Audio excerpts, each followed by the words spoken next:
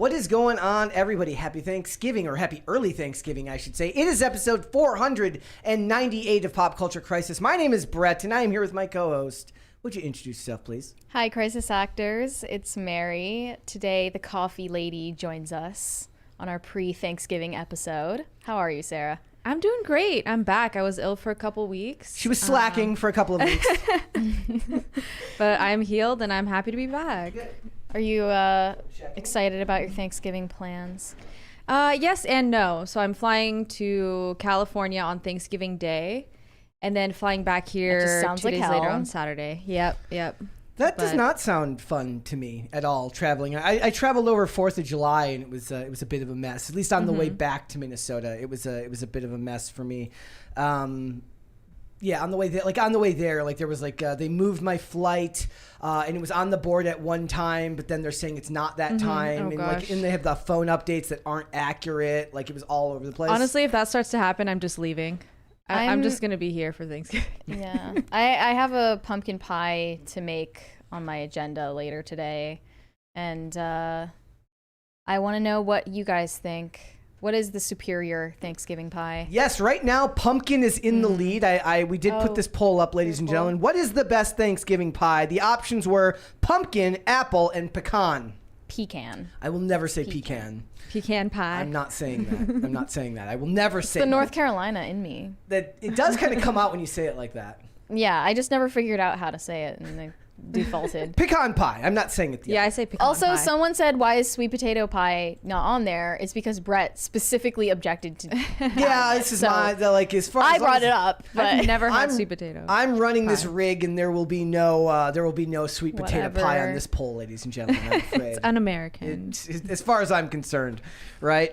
So we got a bunch of stuff that we are going to talk about today. So we've got news that Amber Heard, if you watch the new trailer for Aquaman 2 Fallen Kingdom, there is but no shots other than one of her with her back to the camera. There is but no shots of Amber Heard. Ronald McDonald ass wig. Yeah. Is facing the camera. Yeah. Yeah, so there's essentially no Amber Heard in the trailer, and her stands are out in force to yell at everyone because of it. So we're going to get into it. We're going to talk about the fact that Miss Universe has just gone bankrupt after having trans inclusion in the pageant this past year. It made a big splash on the internet. It was all over Twitter for a couple of days. So we're going to get into it. We're also going to talk about the fact that the Gen Z women are not all right. There is a mass psychosis going around. They're arguing about girl pretty versus guy pretty. I'm interested to hear your ladies' takes on this.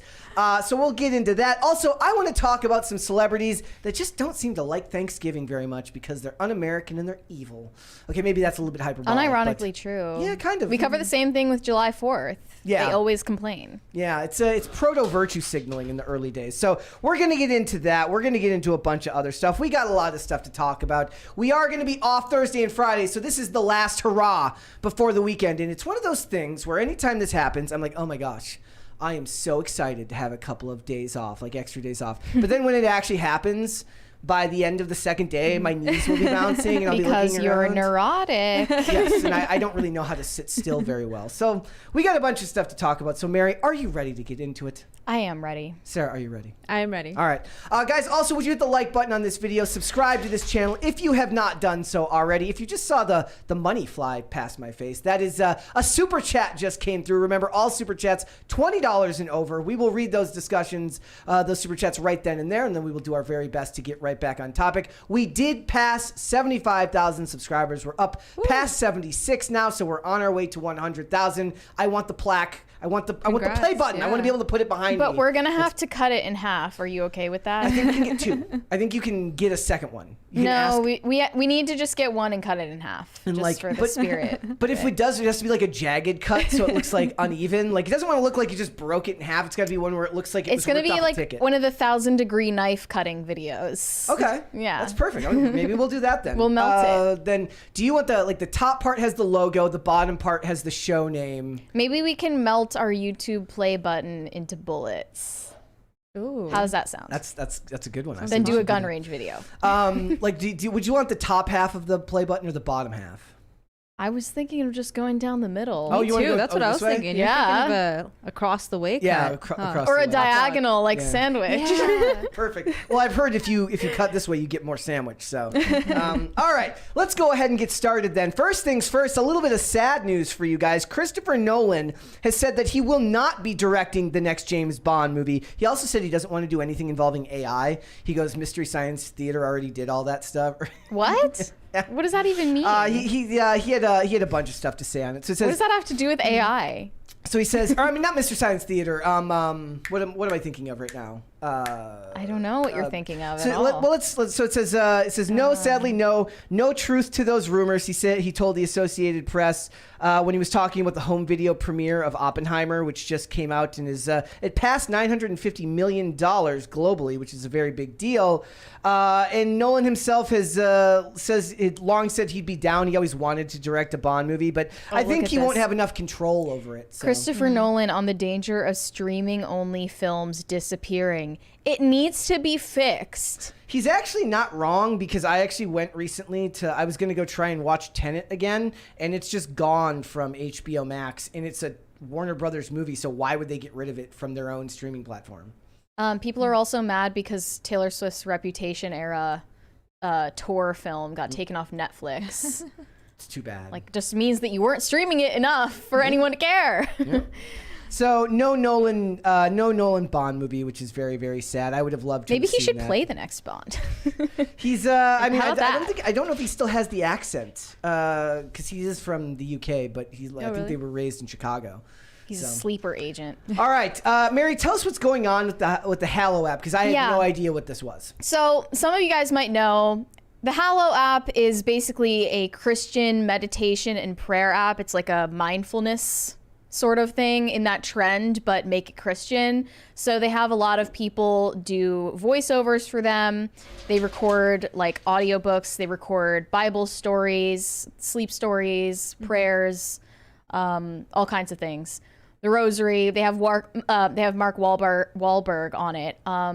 Jonathan Rumi. Mario Lopez Is on it? Okay. Lots of different celebrities, influencers, YouTubers, podcasters, whatever.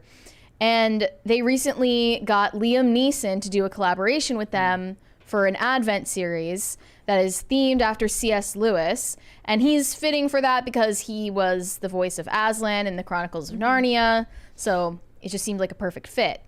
But a lot of people were angry about this because Liam Neeson has a history of being an outspoken pro-abortion activist.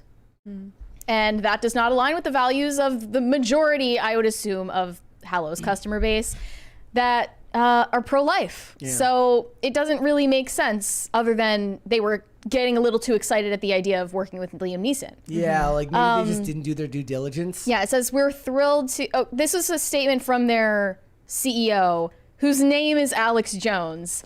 He's just not that Alex Jones. It must suck to be named Alex Jones on Twitter, because you're just going to be shadow banned no matter what. Everywhere you go. We were thrilled with the opportunity to partner with Liam as a voice actor, primarily because of his powerful portrayal of Aslan, C.S. Lewis's representation of Christ. All that being said, we do not stand behind or claim to endorse any of the personal views or political opinions of the actors on the app. Liam, Jonathan, and many dozens of other actors on the app are actors, not theologians, and Hallow is partnering with them because of their talent as voice actors. Ooh, so is this kind of one of those things where, if you want to get into the mainstream, you got to sell your soul a little bit at a time? So they accept it this one time, then the next time there's gonna... People who have the Hallow app are talking about deleting it. They're saying they're not happy with this explanation that they've given. And honestly, I kind of agree. It doesn't make any sense. This works for the mainstream. It doesn't work when you have a niche fan base or a niche customer base. Remember everyone's reaction when that behind the scenes video was posted from The Chosen, and one of the crew members had staged some kind of little protest where they were waving a rainbow flag around on set? I don't remember. They don't have an option to fire this guy because he's obviously looking for a lawsuit, for a discrimination lawsuit. They can't fire him. Right. And they can't tell him to not display that on set either. That's a lawsuit.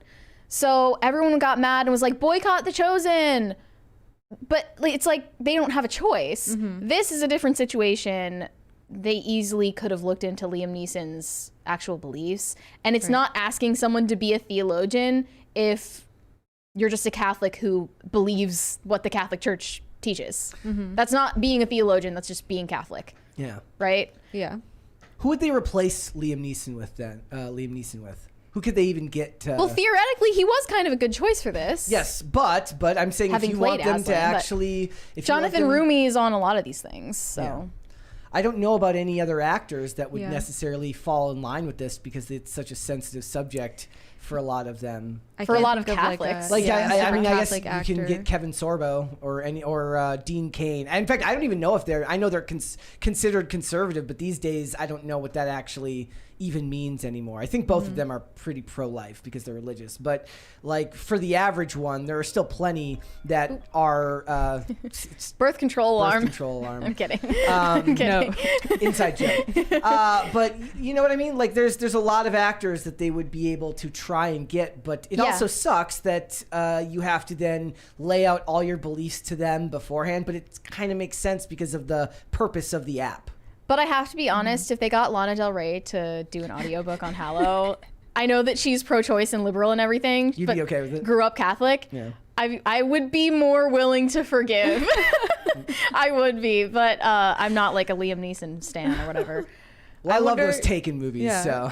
I wonder if there's a bunch of people out there who like feel the same way though. They're like, oh, for Liam Neeson, I don't really care. You know, like I'll make an exception for Liam. Yeah. There are some old dads out there who are like, look, I love those Taken movies. He was great in Schindler's List. Yeah. Like Classic. that's what they're saying. Like he was great in Schindler's List. Let's have him be a spokesperson for this. Someone in the company. replies asked, how hard is it to hire faithful Catholics? And I would answer, it's probably pretty hard. Yeah. If you're looking for star power, yeah. Is Justin Bieber a pro-choice, pro-life? I have no idea. I don't know if he would want to do this. No, he would have to buy the app from them. To, like he could literally buy that app like 10,000 times over. Yeah. He's so rich. Also, like Liam Neeson kind of skirted the criticism. Remember when he had that unfortunate interview where he talked about like roaming around looking for the guy who like attacked his family member? Oh yeah. And then like he got like a little. He got in trouble because the guy was black, right? Yeah, and he basically said that I was going around looking for a guy who looked like this guy, and everybody else who understood that we were in the middle of 2020 at the time were like, you can't really. Wait, isn't he also the guy that keeps peeing himself? Yes. Wait, what? That's a bad look for Hallow. There's you can find endless photos of Liam Neeson leaving restaurants. He's just with leaking. Just shit on his pants. Well, piss Not on his shit. pants. Yes, you know what I'm saying. Like specifically confirmed. He's always having paparazzi photos of him where he's peed himself. What? Like just openly doing this. He doesn't carry an extra pair of pants around.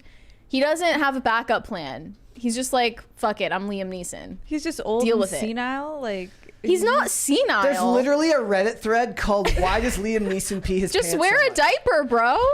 Like if you have an issue. So shocking to me. The guy from Get a Depends sponsorship, Yeah. not a Hallow sponsorship. for real, man. Like It's like sorry to say it, but like somebody's like, I think he spilled drinks on himself. once we get to the fourth time that this has happened, maybe we need to like come up with a plan for this. Like, yikes. He's not even that old, is he?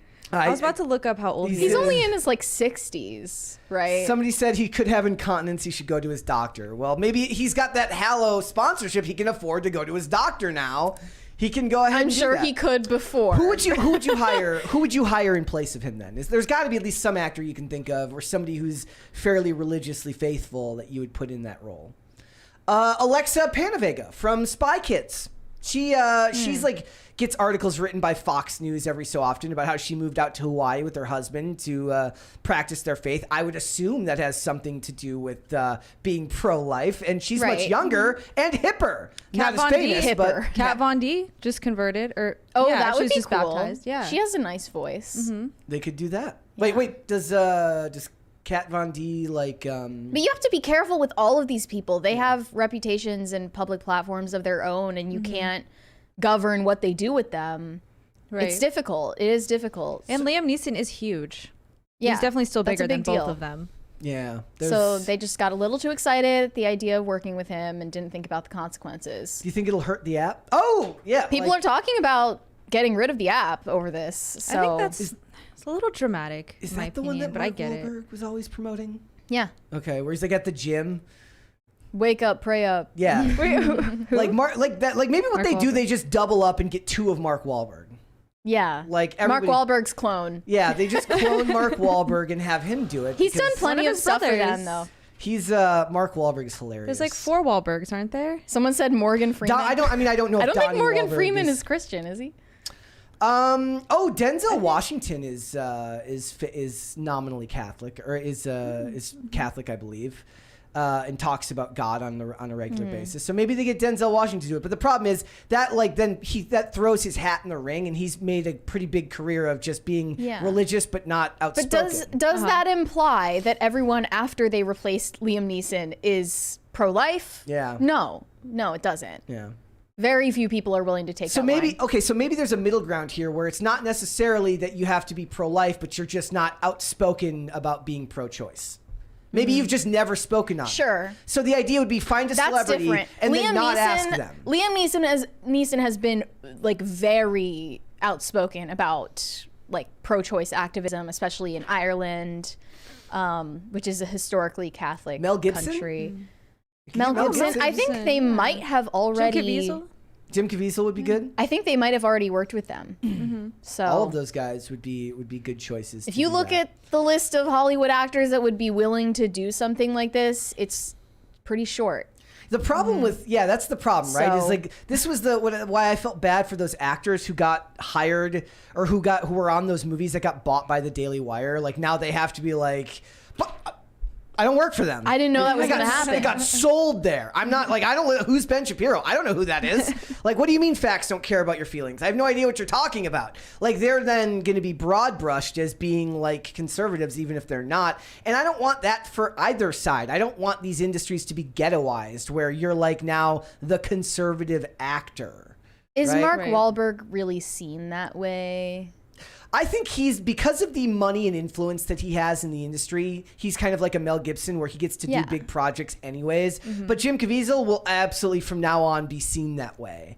Even though he was a pretty big star back in the day and did plenty of other mainstream projects, like a lot of them, they end up getting labeled that way because they made so many faith-based films. Yeah, that's why he was so hesitant to do Passion of the Christ in the first place. Yeah, Mel Gibson called him and said, "Want to ruin your career with me?" Because he knew that this was going to happen. I've got a Halo collaboration. Wait, are you going to see the sequel when it comes out?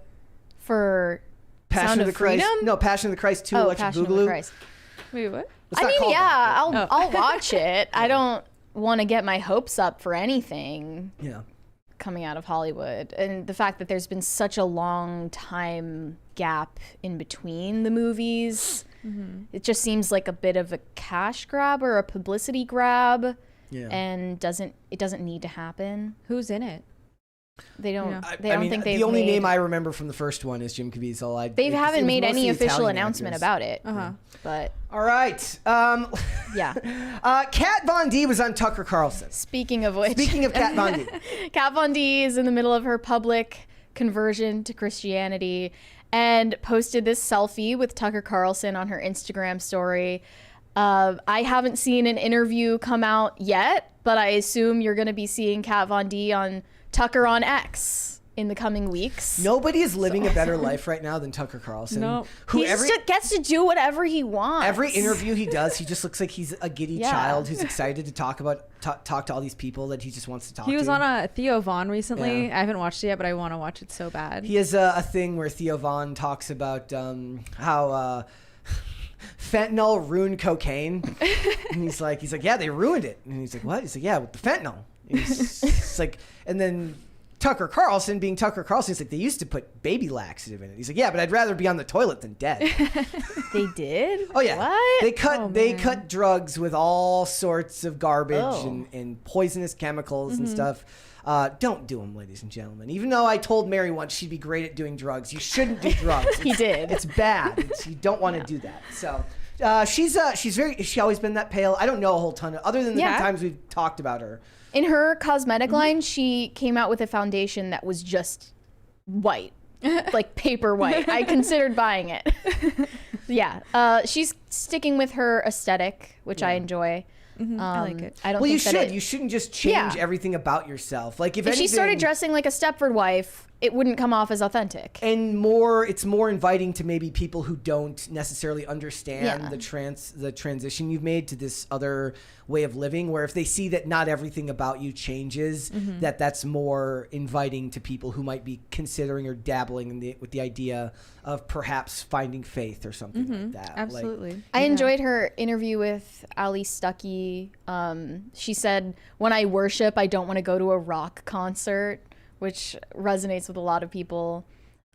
She'll become Catholic eventually. Just wait. I will admit slippery slope. That I found myself on more than one occasion on like mega church TikTok, basically. Except they're Instagram reels, and it's wait, the skits or like real skits, mega church? No, they're skits making fun of mega churches from. Because I assume all the mega churches out there have TikTok accounts. Yeah. No, these are clearly from people who are religious because they're too specific about the examples. But it's youth group leader skits. Youth group leader skits. Also, that's like it shows like the priest like there's like they turn the Baptist water, and it's basically a humongous pool, and they get an even bigger pool, and they turn the smaller pool into a hot tub for the pastor, for the priest or whatever. Welcome to Daddy's House Church. Yes, and I'm watching. You'll enjoy our cafe, movie theater, and spa lounge. Send your kids upstairs to the multi-level playground while you're here learning about God. They have a Christian version of Chuck E. Cheese. Basically, right? Rat Casino. Rat Casino. All right, guys. Mary. Okay, so Mary's gonna have to explain this one to you because I didn't see this the way she saw it at first. So you're gonna have to explain this. Dua Lipa and Margot Robbie both attended the Variety Power of Women event, which is Cringe. And these photos of them gained a lot of attention. It's the power of woman. Because I saw a quote tweet that said, "I love when pictures come out of women palpably hating each other." So from these photos, do you get the vibe that Dua Lipa and Margot Robbie secretly hate each other? I didn't see that. The way that they're looking at each other in this photo, and if you analyze the green lines as well, it actually looks like Margot Robbie is pulling her to her. Like it looks like, but Dua Lipa like isn't away. feeling it. Yeah. And the side smile Dua Lipa is doing in the first photo. Yeah. Oh yeah. The tension is. I mean, it could just be taken at a bad time. They might have just caught a bad angle of Dua Lipa. Or it's like a new friendship or a forced friendship. I mean, Dua Lipa's kind of got the Xanax eyes going here. Oh, really? But that could just be. Wait, me is this the embodiment of guy pretty and girl pretty? Okay, no. So actually, this is actually from this event. I posted a picture of Margot Robbie because the dress is objectively awful on her, and I said still not mid though. Basically, because she's. I love that you can have fashion takes. I can have fashion takes, but basically, right, it's like even in an ugly dress, she's still hotter than mid. And then she's people, always dressed terribly or has like bad hair or something. They always like do her dirty with these red carpets. Proof that women are jealous and put her in the wrong outfits on purpose. No, they're holding her back. Yeah. That's what I'm saying. Oh yeah. That's what I'm saying. That's what you're saying. They're like, oh my gosh, I have to take this woman down a peg. and she's like, you should wear this dress. She's like checking it out in the mirror. She's like, are you sure? And they're like, oh yeah. It's all the rage in America. That looks great on you. And Margot, being Australian, just says, okay, it's the rage in America now. Great, fantastic. Yeah, it's not her fault. Even in a mid dress, she's better looking than. I think if they swapped dresses, actually, it would have been a better look. There you go. And Dua Lipa in the trailer for Argyle looks unbelievably gorgeous. So she's not an ugly person. No. So, you know. Now they're talking about her. She's above mid tier. She's not mid. She's not mid. She will never be. I mean, look, Margot Robbie's obviously above average attractiveness. That's not up for debate. Exactly. All right. Sorry to just spring this one on you guys. I present you the man that Ariana Grande risked it all for, Ethan Slater. Ethan Slater frightens in disturbing new image. I suppose this is his Halloween costume. This is the beauty of being almost blind. I can just take these off and I don't see shit. For the people listening, he is dressed up as an adult man baby in a cradle with a bonnet and a giant baby bottle. Do you think she's regretting her decision yet? I think if you go for the guy that played SpongeBob on Broadway, you've already lost the plot. So she's all in. Then you've got to stick with the relationship for a while because you broke up a marriage over it. Right. Commit to the bit. When Mary sent this to me, I'll do an imitation of what I did. Visceral disgust. And then I like picked up my phone, set it far away, and went and did something else. This guy looks like he smells weird. Also, he bears an uncanny resemblance to her biological brother, Frankie. And oh gosh. They have basically identical faces. They look like twins that were separated at birth. Look at that. Look at that. They're making the same. It gets weirder. The same exact expression. Wow. They look like gay twins that were separated at birth, but one of them is gayer because he's in musical theater. Yeah. I'm guessing her brother's not the one in Yikes. musical theater. No. They do look almost exactly alike. It's actually kind of scary. It's actually creepy. insane. Why would you date someone that looks that much like your brother? Ew. Yeah. Dude, wellness check on I was Ariana gonna say Grande. CPS needs to. We need a CPS check, and even though they're adults, we need Also, like, how did this guy score a wife in the first place? by being in musical What is theater. going on? He found a fellow theater nerd. Maybe he had a beautiful voice. These women need to get up. Do you, Mary, Get up, sis.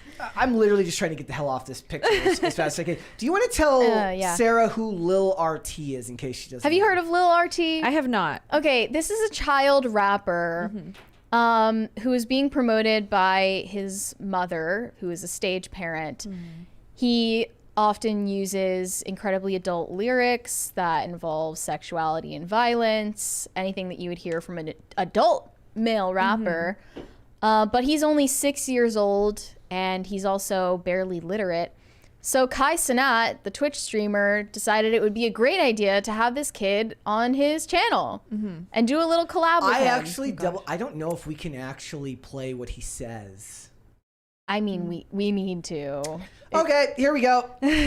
Let's go. Listen to the. I walk a girl, and I give me a girl, and I want her, and I got her number, and I'm finna rape her down with a partner. What? What? What did you say? What did you say?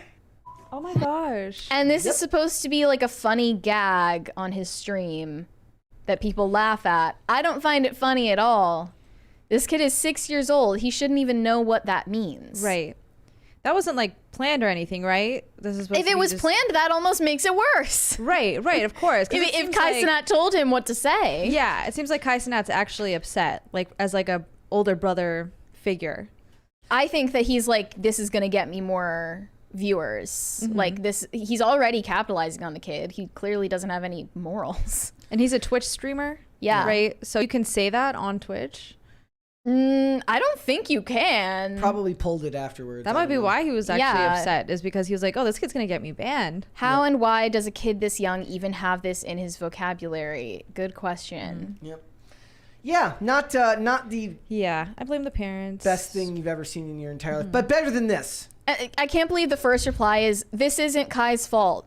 Don't know why people are saying that. Okay. Do you think? Do you think? I mean, maybe he shouldn't collab with a 6-year-old rapper Right. who's being essentially groomed by his managers and his mother for money. Yep.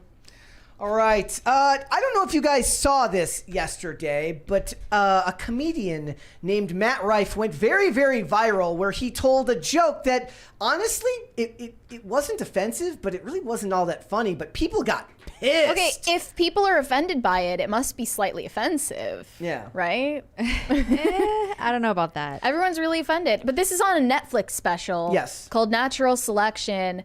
Matt Rife told this joke that is related to domestic violence.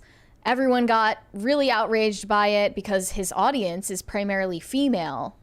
I didn't know that. Why does he have a female audience specifically? Because he's known for being good looking. You disagree, but Okay, that's but what I they look say. at this guy and all I can see is lip filler, cheek filler, Botox, and a chin implant. Oh my gosh. Yeah. Maybe even hair plugs. So basically, the joke that he made was he made a domestic violence joke about a woman at a restaurant having a black eye. We can't even show it to you because Netflix doesn't let you. Immediately get you demonetized. Yeah. But the point is that the joke wasn't offensive. I just thought it was kind of clumsily delivered. But the problem is now a bunch of people are very angry at him for what he had to say. And the problem is, if you apologize once, you're then looking over your shoulder for the rest of the time you're making jokes. So there is no upside to doing so. And he seems to agree, because what he did after he released this and people got mad, he released a mock apology in which he linked them to a special needs helmet for sale, which I believe is the right thing to do. I don't think apologizing does you any good. I think the second you bend the knee, you end up being owned by the mob. If you're a comedian, feel free to lose those fans that are offended over everything, because then in turn you'll also gain fans that are not and actually find you funny. And posted this to his Instagram story saying, if you've ever been offended by a joke I've told, here's a link to my official apology. Tap to solve your issue. 2 socks. Buy a special needs helmet. 2 socks. See, that's 420 not funny, says, though. what did he even say? Basically, a woman at a restaurant had a black eye, and the joke was about how they should put her in the kitchen so people don't have to see her. And then he basically said that if she was good in the kitchen, she wouldn't have gotten the black eye to begin with. And I was just watching it with a straight face. Like, I don't think any stand-up specials on Netflix are funny. It's just very standard fare. A bunch of them said, so one of the problems I had was there in the Daily Beast article, it said like jokes like this perpetuate violence, which is just a lie. That's not true. That's just one of those huge statements they make without any correlating evidence that says, here's a list of men who say they immediately went to beat their women after watching jokes it takes about a lot of violence. mental gymnastics and convoluted reasoning to get there. So they would say, Matt Rife's joke ridicules the concept of a woman being domestically abused, which makes people take that issue less seriously. Therefore, less victims are going to feel that they have the ability to speak out and get out of these situations. And it perpetuates a culture that excuses this behavior. Right. It takes like many, many steps to get there, but it's obviously not grounded in reality.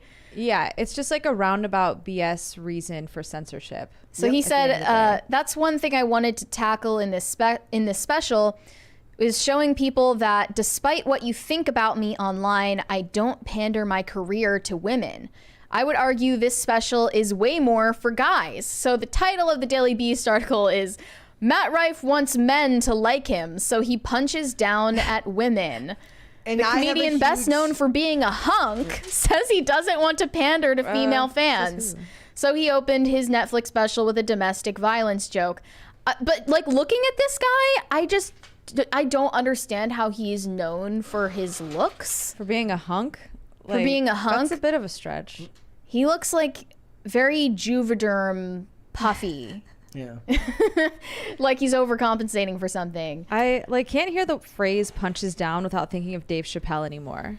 Yeah. Like it's just been so overused now. In a way, he's kind of riding that coattail of someone who's way funnier than him, Dave Chappelle. Right? Like I didn't think that this joke was funny. It's not offensive to me either. It's kind of just uncreative. Hank Green tweeted, a comedian ruining his relationship with a large portion of his fan base because he wanted to be like all the other boring Netflix special "you can't tell jokes anymore" crowd is actually just depressing. The "you can't tell jokes anymore" crowd. Who belongs to that crowd? Ricky Gervais? Yeah. Dave Chappelle?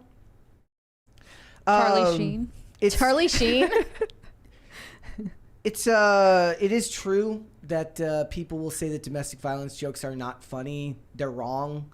Bill Burr has done whole bits about Rihanna getting beat up that were absolutely hilarious. That doesn't mean you find domestic violence hilarious. Right. It means you found the storytelling that was told within the joke to be funny and illuminating to some aspect of the culture, which is fine. There should be no sacred cows when it comes to any type of humor like this.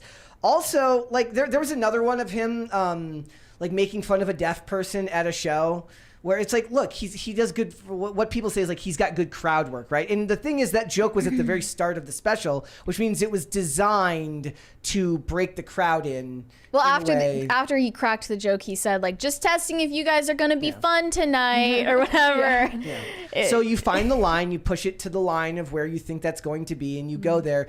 Nobody has a right to tell you that you can't punch up or down, because to someone like him, he's always going to be punching down because he's a straight white dude.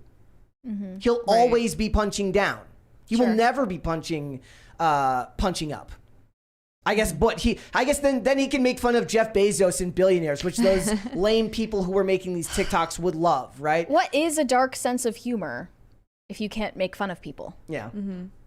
Right? Yeah. It's very, very silly to say that you can't do that. Someone replied, comedians who want to join that crowd are always like this or become like this. Yeah, man, of course I have a dark sense of humor. Misogyny, fake edginess, racist stereotypes, jokes about minorities, sexism. Yeah. I think that those things are not inherently funny, but can be made into jokes if you're talented at writing them. Right. Also, what then allows, so then does that mean you're not allowed to criticize the women who insult men because technically they're punching up, right? So it's not a recipe for sincerity from your audience, right? Because people want to feel like everybody is fair game. Otherwise, you never know where the line is. And for a comedian, then you never have any clue when you're making something, whether you're going to be allowed to say this or not. It's best to just act as if you can and then go with the punches. There's no reason to even worry about what the people who are naysayers are saying about it. I saw like 5 TikToks that were made about this and a bunch of articles that were written that were all very, very bland and by the numbers, telling you what you can and can't say. It's pointless. It's stupid. Is this the type of thing where do you think they found the comment about the special needs helmet more offensive or less offensive than the joke itself?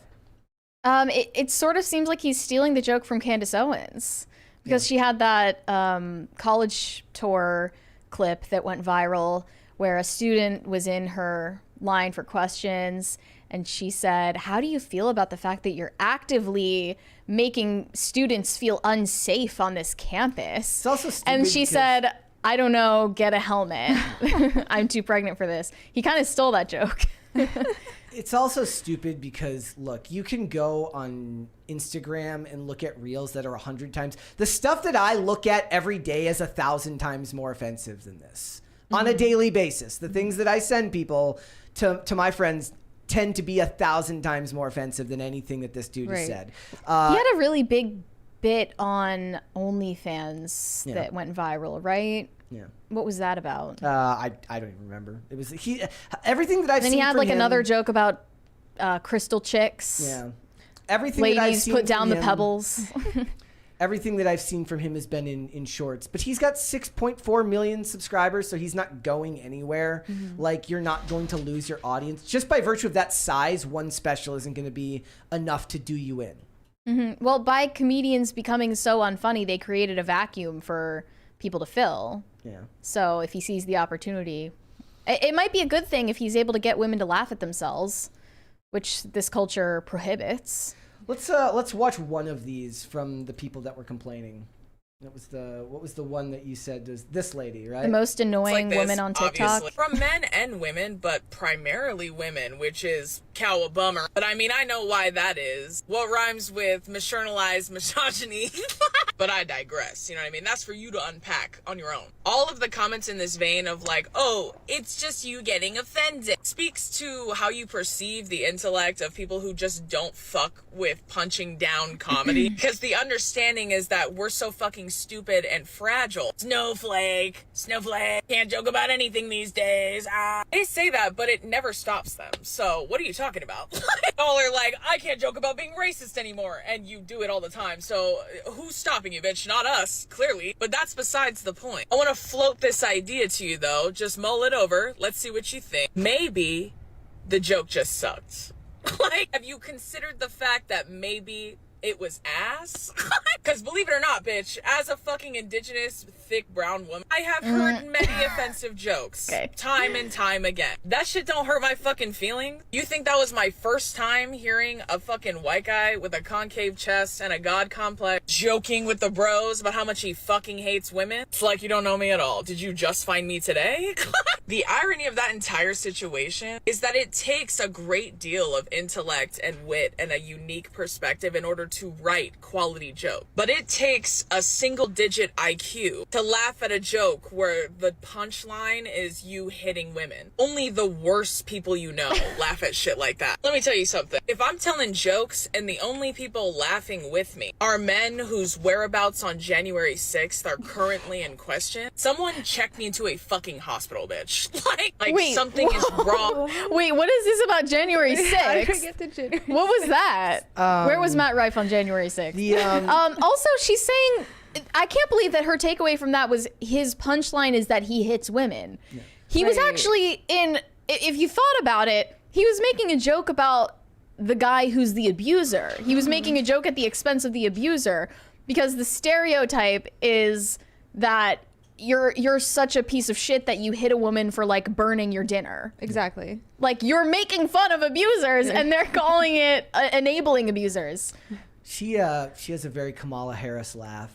Yeah, that cackle is cackle. Toxic. It's a cackle. And when she's talking about people saying they can't make jokes like this anymore, like what they really mean is that people can't make jokes like that without someone making a TikTok like this. And that's somehow like bringing January 6th up in the midst of all of it, which I still was confused about. But Netflix is cool with it, clearly. So everything should be fair game to make jokes of. If it's not, then there's no comedy. You have to be able to joke. Like the me and Dane, many jokes about dead moms and parents. Let the audience decide what's funny. Yeah, exactly. They're the ones paying to see him. And then the funny thing is, she's not wrong that the joke wasn't funny. Yeah. She's just wrong about literally everything else in her conclusion. So, that's the way of the world now. You just have to accept that people, and by comparing it to punching up and punching down, that is saying that there are certain things that are not acceptable, because you should not have to worry about where you are in the social class, because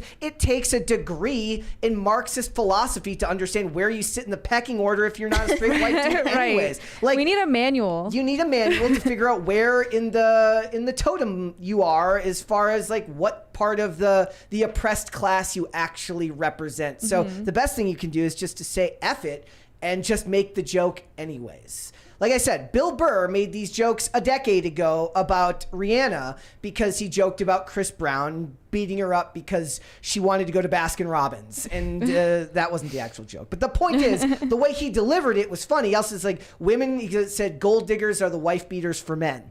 But guys don't have that Rihanna lumped up photo, so you can't tell that they've been abused. So he made plenty of jokes at the expense of a woman who was beaten by a dude, and it was funny. And it was, and nobody should have to feel bad about finding that funny. Right. Stupid. All right. What would you ladies like to see? Cringe or cute of the day? Usually we start with cute, right? What do you think? Cute. We can do cute first. We've actually got a bit of a quick story on cute of the day after this first one. So this is from Dreamcast Night. Says this is Morticia. Aww. She's only 83% fluff. Oh, great name too. Those eyes. So cute. All right, and then this one, this is a very quick story for you guys. This is from Leroy Dean Keating. Says, my cat ran away from my house before I got home. He's just a kitten, and his sister is really missing him. Hashtag PCC Pets right here. Says, pray for my kitty, Ollie, that he comes home. And it says, a reply would be awesome to let me know you did pray for my kitten. I'm losing hope and sleep and strength. Y'all, I'm so tired. But then I got this a little bit later. He's home! Yay! Oh my gosh. Ollie came home. Ollie came home. That's Says, a happy ending. heartwarming. I was like getting anxious yeah, about it. roommate woke up at 2 a.m. and went outside to check and heard him meowing in the neighbor's yard. Oh, There you Very go. happy ending. There I you love go. this. We like a happy ending over here right before the holidays. All right, guys, let's go ahead and let's get started, shall we? what about the cringe? Oh yeah, we gotta do. You gotta cringe make today. me I got too excited. That's why I came here. I got too excited there. All right, this is it says Portlandia has become real life. Here we go. I just got out of jail. I got an ankle monitor on.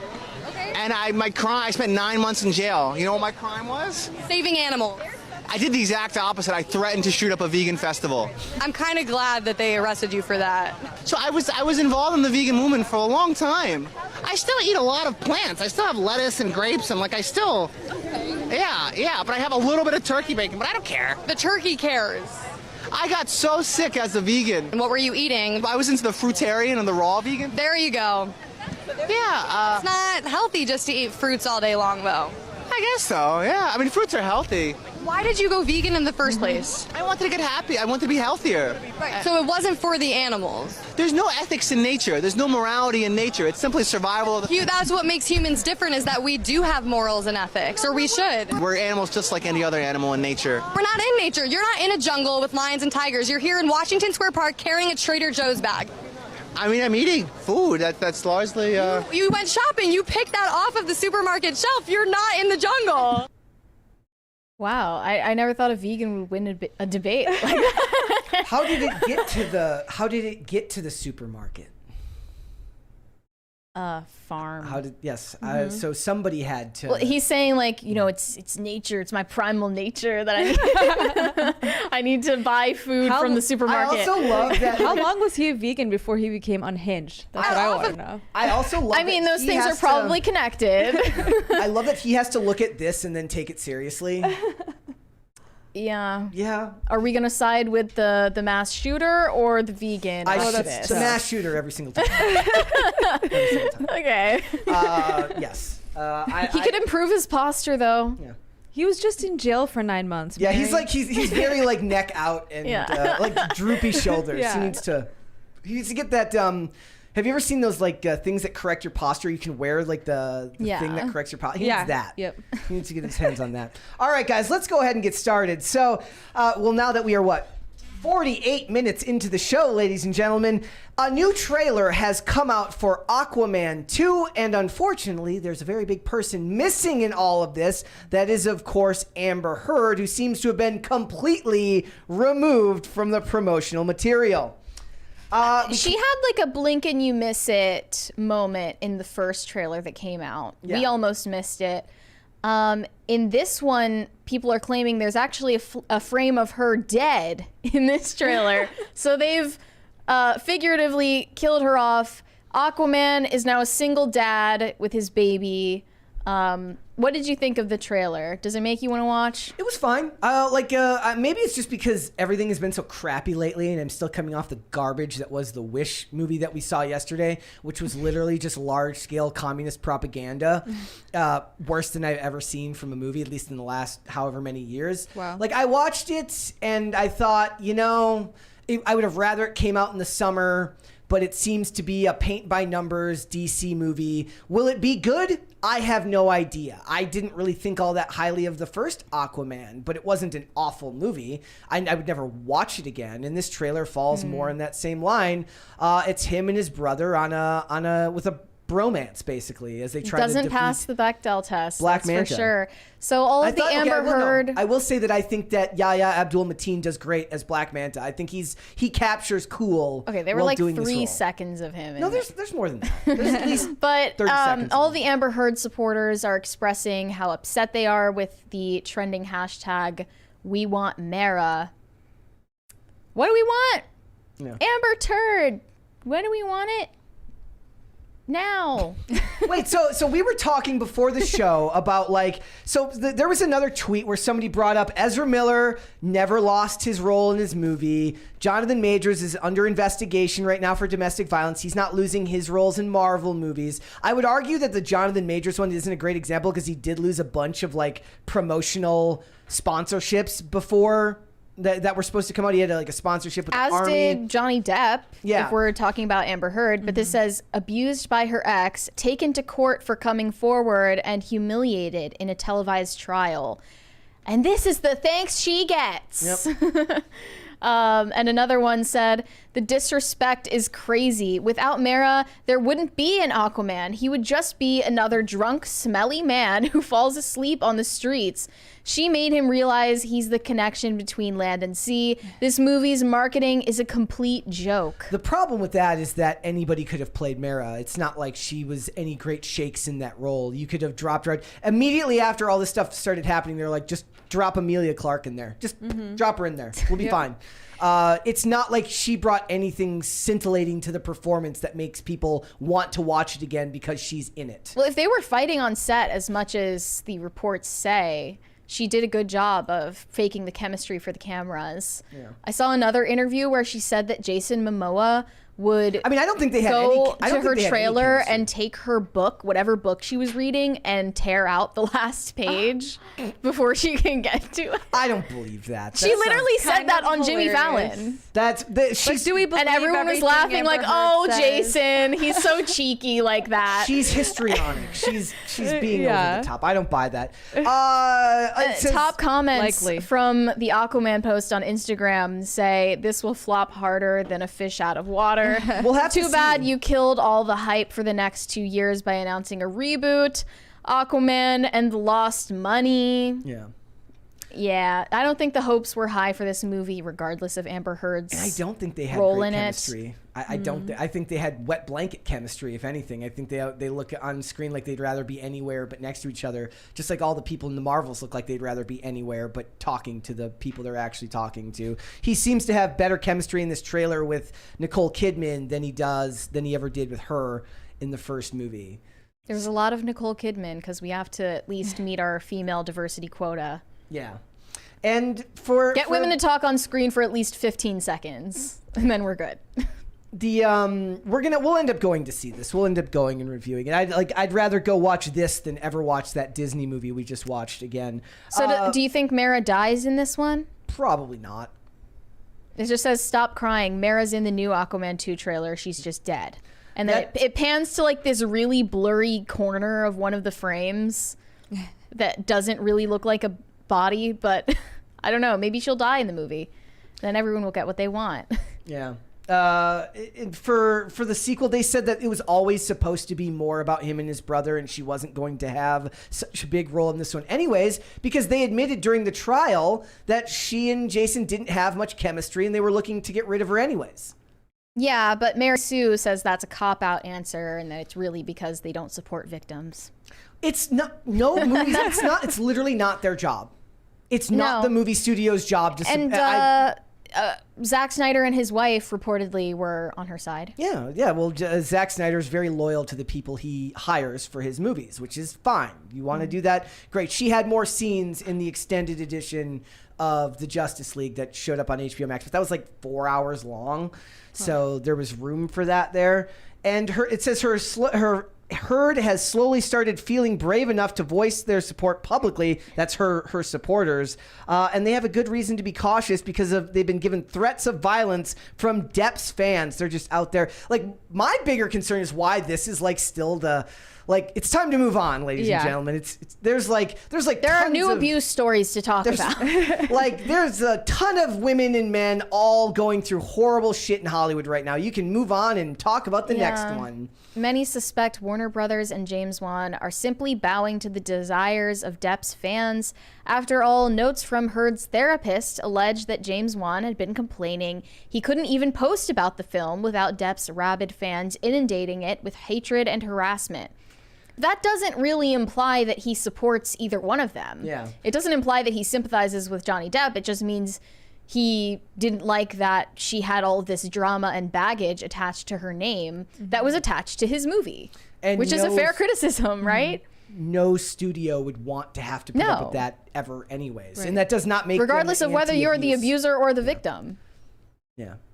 doesn't quite matter. No studio should have to want to put up with that just because actually that's not necessarily true. Sometimes it's you reap what you sow, right? Because they love to virtue signal. So maybe it's your own fault because you guys are all virtue signaling scumbags anyways at these Hollywood studios. Maybe you deserve to have your films ruined by people bringing social politics into your promotion. I don't believe for a second that anyone who is making #WeWantMara trend on Twitter is actually into DC movies. Yeah. They're just chiming into the conversation because they like Amber Heard. They don't care about Aquaman. They don't care about the DCEU. They don't...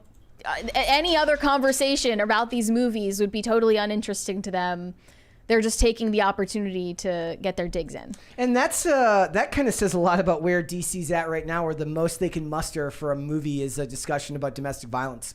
Right. Nobody's actually talking about the trailer, like the content of the trailer. They're talking about the controversy. And all of it feels like an afterthought anyways, because after this, it's all going to get rebooted. So we're really just very similar to other franchises. It's just the last movie before it gets rebooted and redone. So there's really no stakes to this film anyways. Why would you care? Yeah. Why would anyone care? I feel like it's going to do pretty bad. Yeah, we'll have to wait and see if it ends up making any money. But that's the thing. Jason Momoa is actually, like, people went and see, like, we had to have this discussion last time. More women went and saw Aquaman than men.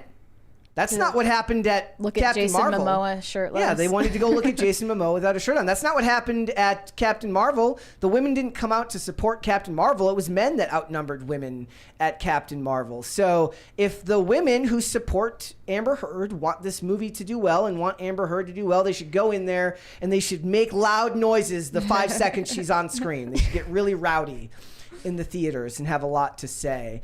But DC is just kind of doomed. I mean, both of these companies, DC and Marvel, are just doomed right now with nothing but bad press. It's not like they're the only ones going through this. Marvel is going through this right now with Jonathan Majors.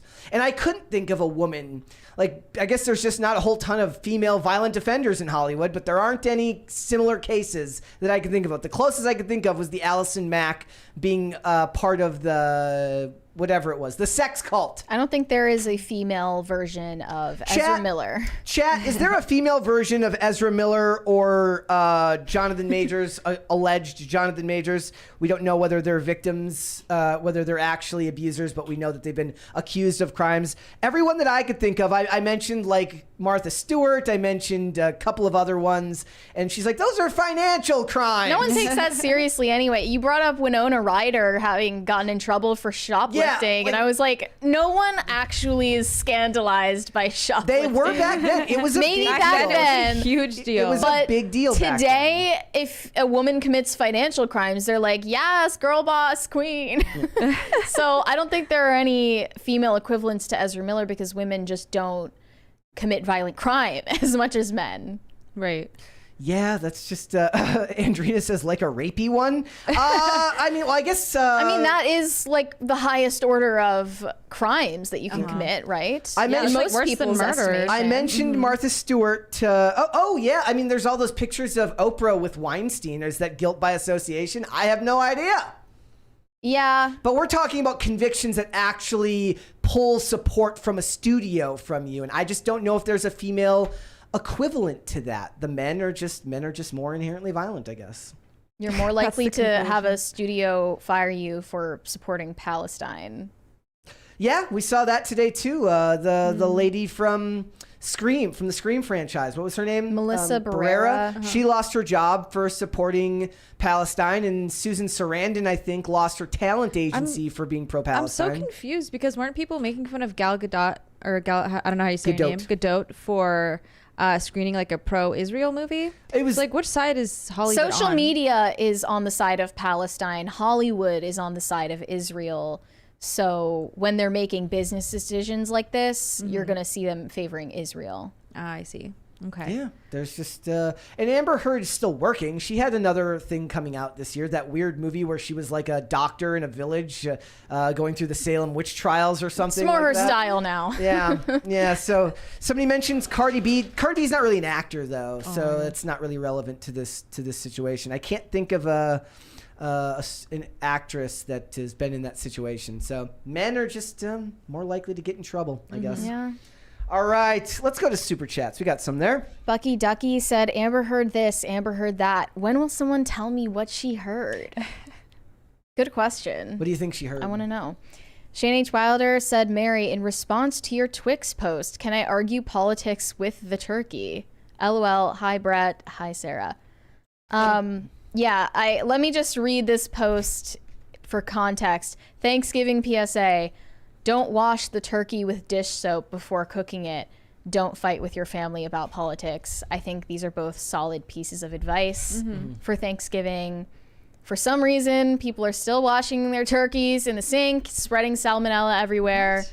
It's not advised by the CDC, who we obviously trust. I have a CDC tattoo right here. A lot of people were mad at me, though. They were saying, like, this is why conservatives keep losing. I'm like, we keep losing because we're not fighting with our family members at Thanksgiving dinner over it?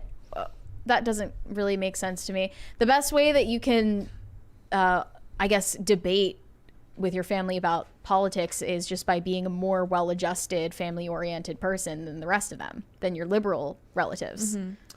I never, not that I can remember, my family didn't argue about politics. And I like to think that most people don't. Yeah. We watched football and we talked about it. The world feels somehow more depressing now that it has to come up in conversation all the time. I'm going to see how Trump. long it takes for someone else to bring it up, because I'm not going to. Yeah. Serenko Productions said, why not get 3, 1.5 for each? I don't know what that means. Talking about the plaques for hitting 100K. Oh, that'd be cool. Is that what he said? Why do we need 1.5? Well, we'll get like 2. We'll hopefully get the second one as well. Matt Gingell said, Cast Brew Coffee has some fresh threads with their new merch, almost as fresh as my whole bean insert current blend I grind in the morning. Can you give everyone an update on Cast Brew? Yeah, so Cast Brew, we just dropped our merch today. So you can buy a Cast Brew mug, which is pretty dope. Cast Brew t-shirts, sweaters. We also have a Black Friday sale going on. So on certain flavors, you can buy one and get another bag for free. Nice. Yeah. Cool. That's good stuff. Let's hold off on the rest and we'll come back after the fact. Why don't you tell us what the hell's going on with Miss Universe? I love this story because I love when people get their comeuppance. So the owner of the Miss Universe pageant just filed for bankruptcy only a week after there was this huge controversy because the pageant included 2 trans male to female contestants in their running. They did not win. It included Miss Portugal and Miss Netherlands. These are both biological male competitors. The winner was from Nicaragua. She is a female, so thankfully they didn't get the winning title. But it was a huge controversy that these people were allowed to compete in the first place, given that this is another women's space that is getting invaded in the name of trans inclusivity. And a former judge on Miss Universe named Emily Austin did an interview recently where she suggested that the bankruptcy is in part a result of all of this controversy. So Emily Austin says the controversy over transgender contestants was not merely a social issue, but a contributing factor to the pageant's economic downfall. And guys, if you didn't know, the owner of Miss Universe is a trans person, her himself.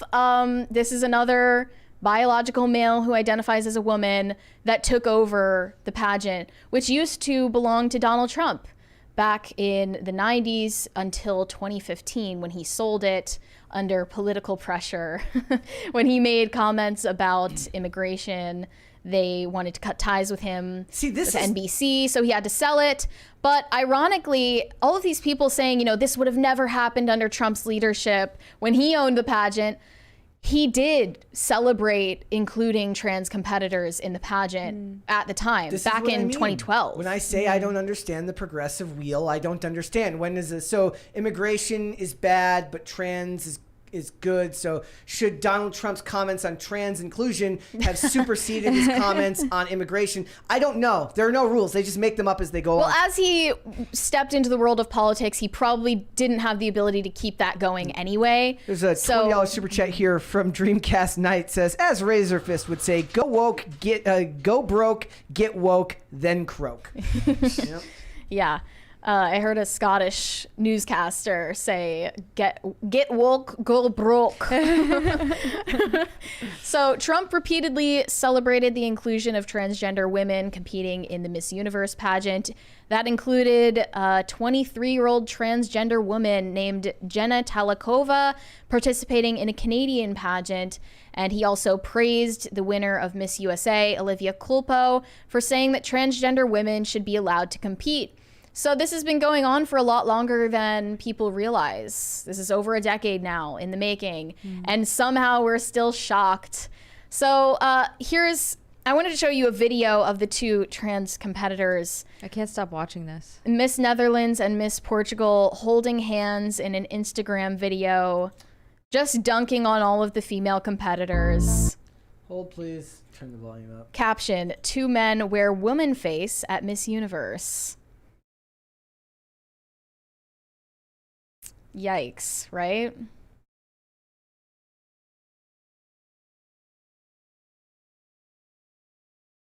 So they made this video obviously to show solidarity in their identity because they don't want to just blend in with the rest of the competitors. Feels like they they're want this laughing at to the work women. in their favor Yeah, it feels like they're to laughing get at the ahead in women. these competitions. And I don't doubt for a second that they got their titles in the first place for that reason. Courier626 says, Happy Thanksgiving Eve. Well, thank you. Oh yeah, it's Happy Thanksgiving. Thank you. Yeah, it feels like they're doing that to just to rub in everyone's face that they were able to make it there and they're being allowed to compete. So Right. Emily Austin said, I think the outrage about a trans woman coming to Miss Universe and preaching bringing power back to women couldn't be more of an oxymoron.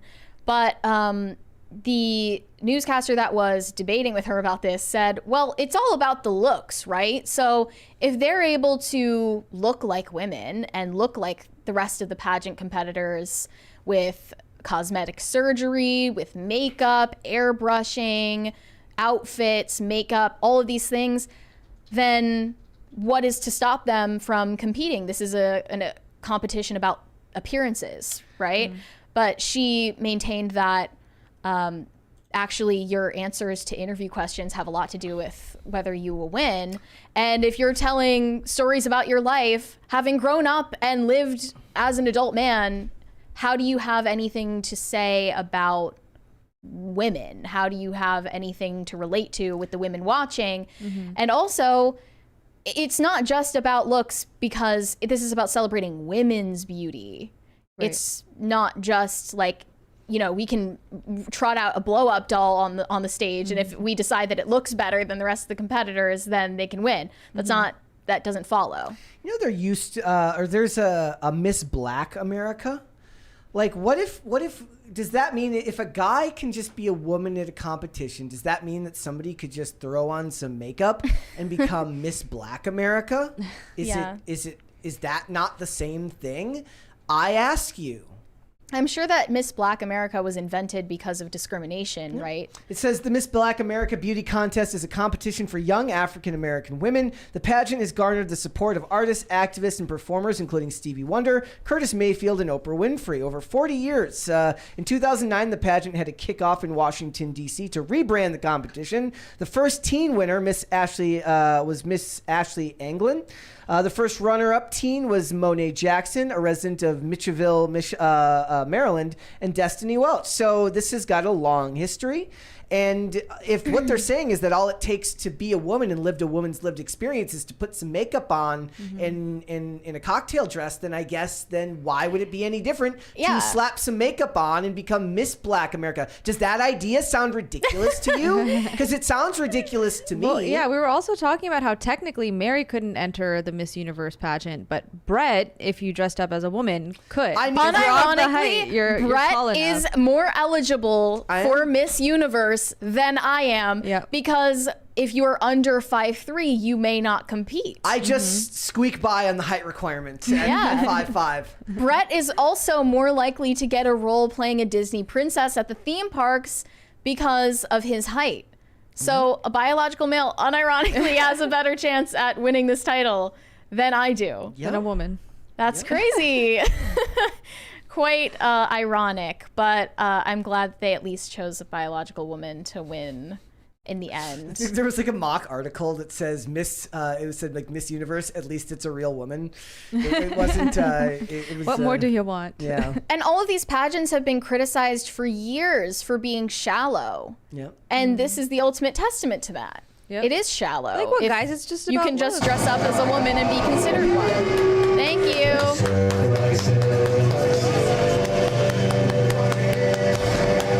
Thank you. Thank you, Ian.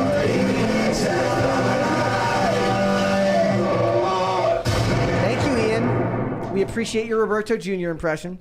Always. So I want to know what you guys think of this particular take. This says, my most conspiratorial position is that the proliferation of plastic surgery and fillers, buccal fat removal, and sharper jaws amongst even young girls was latently socially designed to make trans less distinguishable from biological women. What do you guys think? I think that I don't know if it was necessarily done on purpose, but I think that that's an unintended consequence to make it harder to distinguish between them. Well, the trends in makeup certainly look more and more like drag queens every day. Yeah. Somebody in the just too chat much is makeup. slandering me and saying I'm 5'4". I am 5'5", okay? Not 5'4". Facts. That's a I am huge 5'4". difference. Well, There you even go. if he were were taller 5'4", than he me. would still be able to compete. I would So still it doesn't qualify. matter. And a Mary touchy subject. would be out of luck because they have a height requirement but not a gender requirement for Miss Universe. One day, we'll see you up on that stage. I do believe that plastic surgery plays a role in this now because people are starting to generally look like when you get to a certain level of fame and money and you can afford to have work done, they're all starting to look kind of alike anyways. Yeah. It's not good. It's probably not good for society. It's also not good because it actually creates it's like unintended classicism where it's like then what people believe is beautiful will actually be gatekept by money even more than it already is by those who can afford the right beauty products, the right this and that, right? It will be even more of a barrier to entry for the average person to be considered what is thought of as classically beautiful by today's standards, which are very different from what beauty standards were even 10, 20 years ago. Like you don't hear a lot about the girl next door nowadays. I don't hear a lot of people talking about the concept of the beautiful girl next door. Everyone wants to look fake. Right. It seems like. Yeah. Like, have you noticed Ariana Grande and Kim Kardashian kind of are looking more and more alike every, like, passing year? And less like they used to look, which I think everyone prefers what Kim Kardashian used to look like 100%. and what Ariana Grande used to look like when they still had an ethnicity. But yeah, they just don't look like real people. And trans people have talked about this. If we're going to listen to their stories, they say that these cosmetic surgeries are seen as a status symbol among trans people that makes you a real woman eventually if you are able to afford these tens of thousands, hundreds of thousands of dollars worth of cosmetic work. Right. And it's beginning to be seen as a status symbol for biological women as well. Yeah. It's like you have to have probably tens or hundreds of thousands of dollars of work done to be considered passable as The a difference trans is woman. they can get insurance to cover it. Biological women can't. It really does feel every day that like you ladies are just having all your space like because the counter argument to this would be like if the girl can compete with the guys, they would let the girl compete with the guys in sports.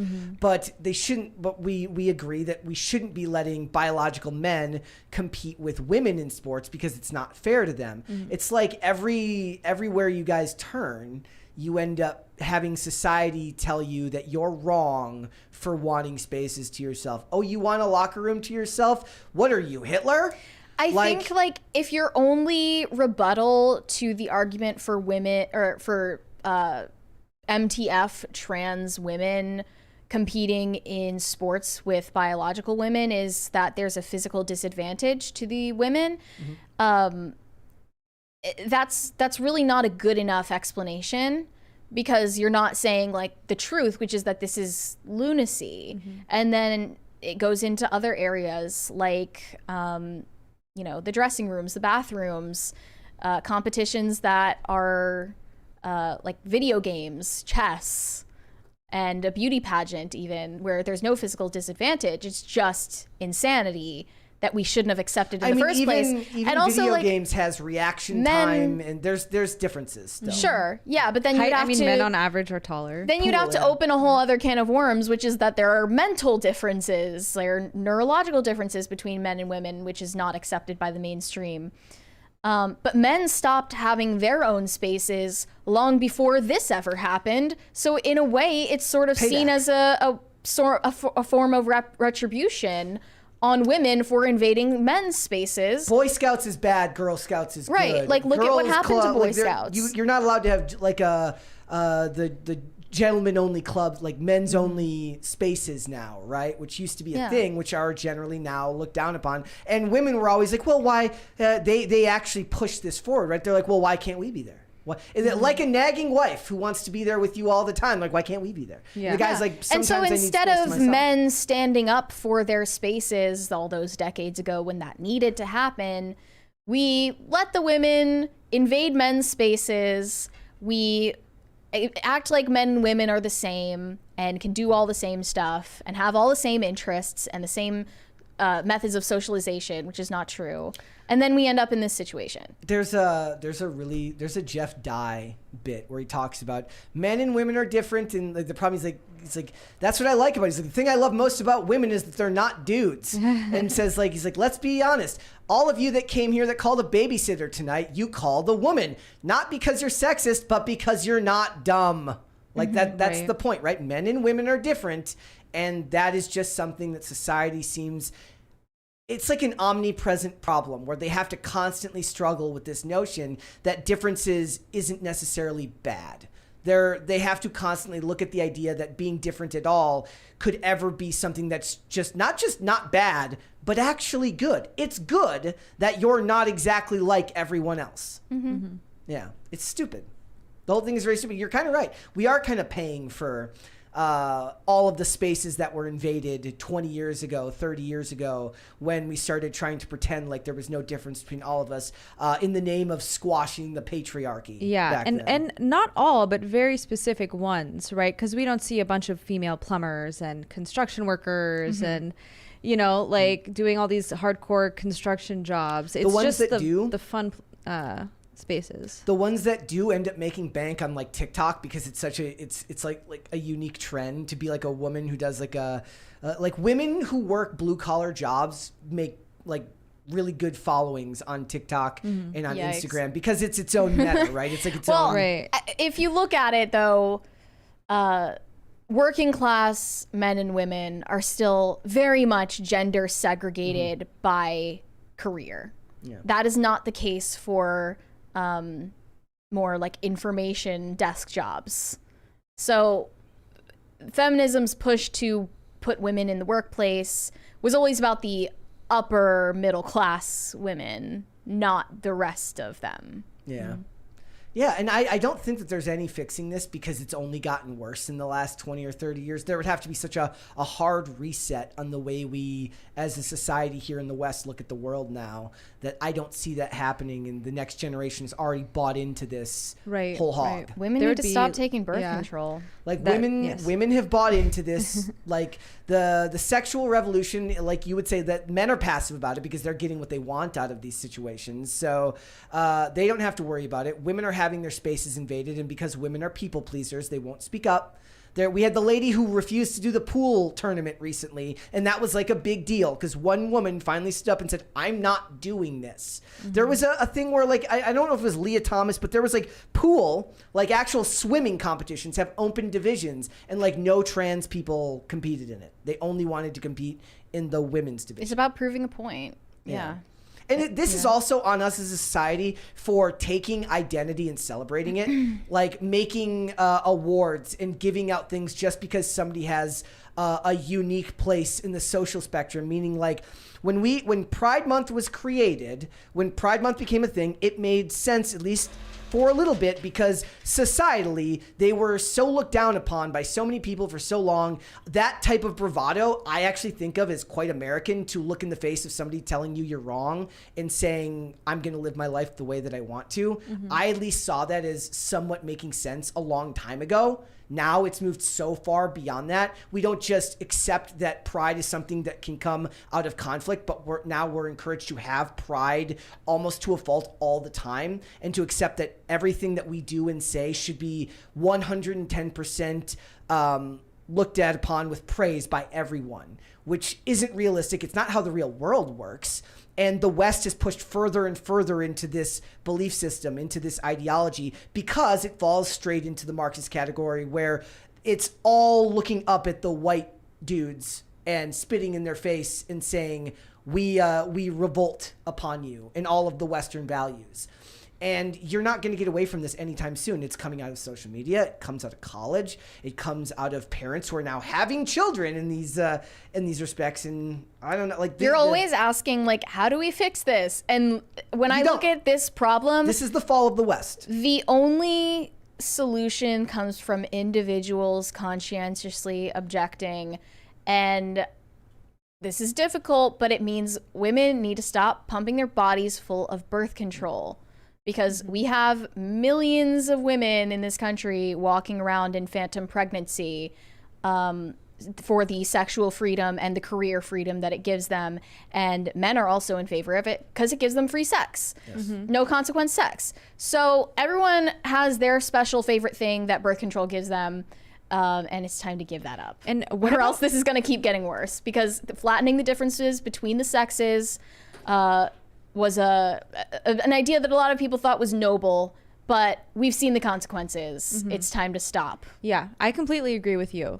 And I'm curious, like, what about the women who aren't on birth control and who still sleep around and just have kids left and right? Do we get rid of welfare for that at that point? Because that also kind of incentivizes women to be careless, like I said, as well. This is the destruction of the West, in which the entire power structure is set up to divide men and women, right? So there is no fault divorce. There's the fact that women are incentivized to let the state raise their children. There is no fixing this. In my opinion, there's no way policy-wise to fix this, because the culture is so far gone. I know that's a little bit doomer. That's why you need cultural solutions, though. That's the argument. What would the solution, though, be for Miss Universe banning trans contestants? I feel like that would be like the final. Miss Trans Universe. Shocking. Crazy idea. Miss Trans Universe. Then the best thing about that idea is RuPaul's Drag Race? The best part about that idea is I understand that their argument is I want to be seen as a woman. I feel inherently it won't be enough that I'm a woman, so therefore I want to be seen as a woman. But if you actually create a space specific for them, that allows them to have topics and pageant concepts that are related specifically to their view of the world. Shocking, right? If you take what they say at face value, that sounds like a nice solution, but these people live for validation. That there is no bounds to like the validation that they need. So they're going to continue doing what they do. And men are over here just like, well, they're not winning our strongman competition, so I guess we'll just go along with this, because there's no incentive for us to push back. If the men must think, like, look, if the women don't care, why should we care? Like, if you're a politically uninitiated there's person, no incentive for men to push back, because obviously their spaces are not being invaded in the same way. And there's no incentive for the women in these competitions to push back, because they know that men aren't going to be on their side. So, and also it's just not in women's nature to push back on the groupthink. So So they will fall in line, and they will have their locker rooms. This is the consensus. And the colleges will threaten them if they try to complain about spaces in the locker rooms or in their dorms. And it's I guess as like a libertarian, I'm like, look, if this is what you're in policy, you're not pushing back against it. What am I supposed to say, right? Yeah. Like, am I supposed to advocate for you if you can't if you're not willing to advocate for yourself? What about when it gets to the point where your tax dollars are paying for stuff? Like, I don't think we should be getting taxed at all, anyways. So. I agree with you, but at the end of the day, the fact is that we are paying for like chest binders in public schools to be given out to young girls, which is a far more common thing, than people realize. I mean, it happens even in the Midwest and like in conservative areas. It's enough black pill for today. All right, let's go to Super Just Chats. on that note, are you guys glad I'm back? We're so happy to have you here. Shane H. Wilder said Jim Caviezel could do it. He and Jonathan Rumi are already all over the app. He's already doing a reading of The Imitation of Christ for them. There you go. Well, he's like, I'm already working enough. You can't give me another one. OrganizedBusinessServices.com said, first question, does Tim get business I don't know what that means. I don't know what that is. Calls?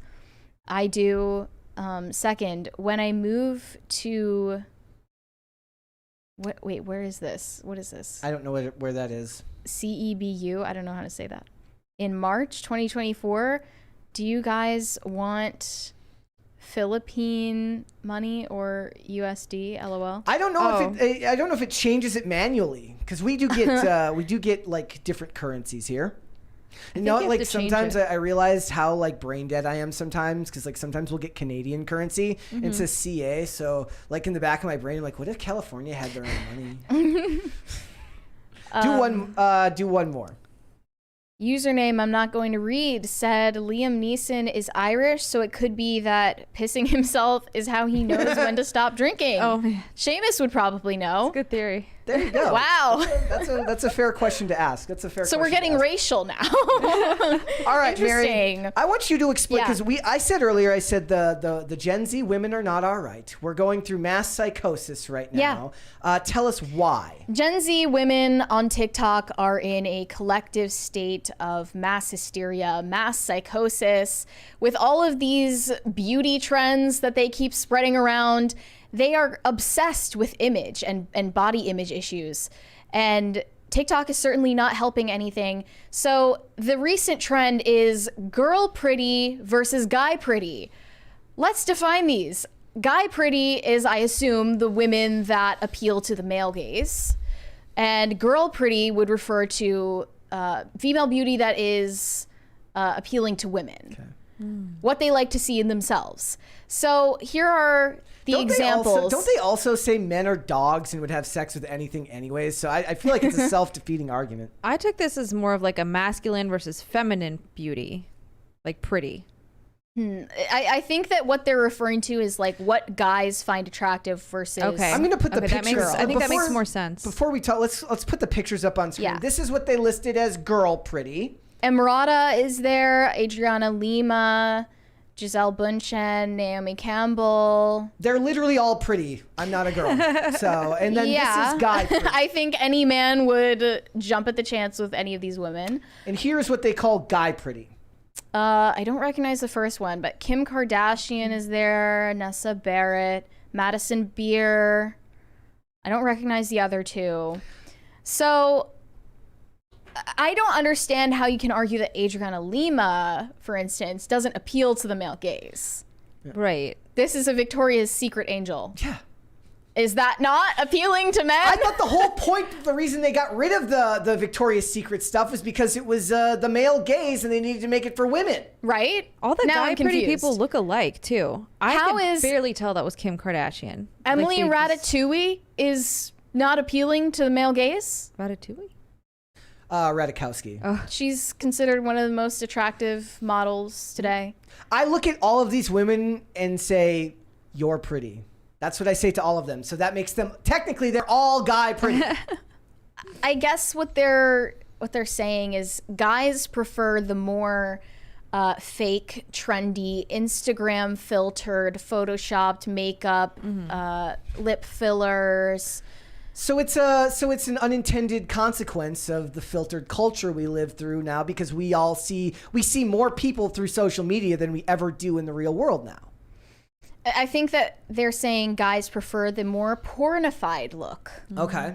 I mean, I think most of these guys would prefer to just be having sex, so I don't think it really matters to them whether they're girl. I don't pretty, think they or would guy have a pretty. chance with Naomi Campbell in the 90s or Kim Kardashian. So I that's think the kind of guys- irrelevant. It's kind of like our argument about eyelashes. I'm like, if she's got eyelashes at all, he'll have sex with you most likely. So Even if she doesn't.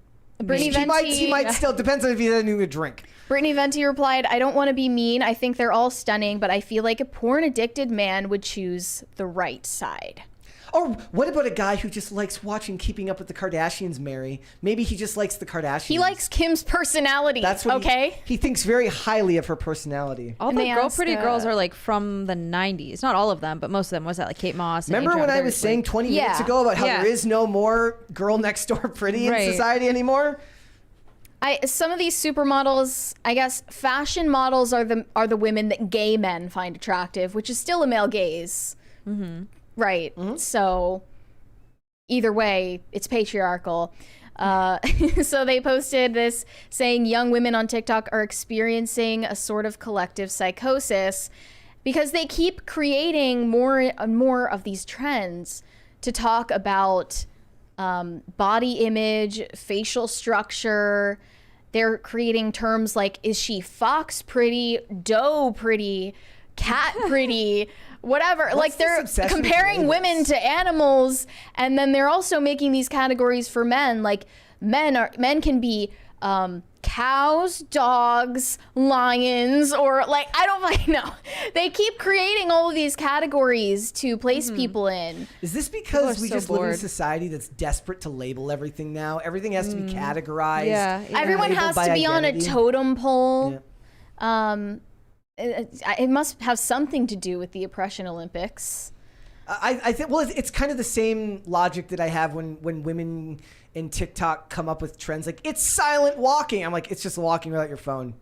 Like they need to give a label or name something. Otherwise, it's like their brain can't handle the idea that it doesn't fit someplace into some category. Yeah, so Right? this is one tweet about it. TikTok Zoomer generation has reached unprecedented levels of narcissism. They lack absolutely no concrete sense of self. So they have to categorize every aspect of existence and assign imaginary labels to define who they are. It's the same thing If they with sexuality cannot now. identify themselves with these labels, they cease to exist. So if you're not LGBT, you can be one of these other micro labels. I was looking. I mean, it was like when we were talking about Diddy and Aubrey O'Day, and she was talking about being uncomfortable with certain acts while working for Diddy. I'm like, 20-1, she's got an OnlyFans. Went and looked, had an OnlyFans, and then it listed sapiosexual, which made me roll my eyes so hard I got a migraine, because sapiosexual, if I recall correctly, means it's a woman who's sexually attracted to intelligence, right? Yeah. Is that the long and the short of it? Oh, I thought it was sapiosexual. Whatever. Yeah. Who Same cares? thing. Same thing. Same I don't diff. give a crap. It's a stupid term It's a stupid made up. Oh, they fake made up a anyways. term for like there's a sexual orientation now for wanting to have an emotional connection with someone Oh my God. before having sex with them. That's considered a niche sexual orientation because people's view of human sexuality and relationships and connection has been so warped that the norm is casual sex with strangers. Yeah. That is the norm. If you prefer anything other than that, you are a demisexual. So you are a specific sexual orientation that requires to have sex with someone you love. That's super That's black just pill. human nature. That is just human nature. Yeah. I don't know like what to do with these people. Like, how do you grow up in a society like this? How do you become an adult?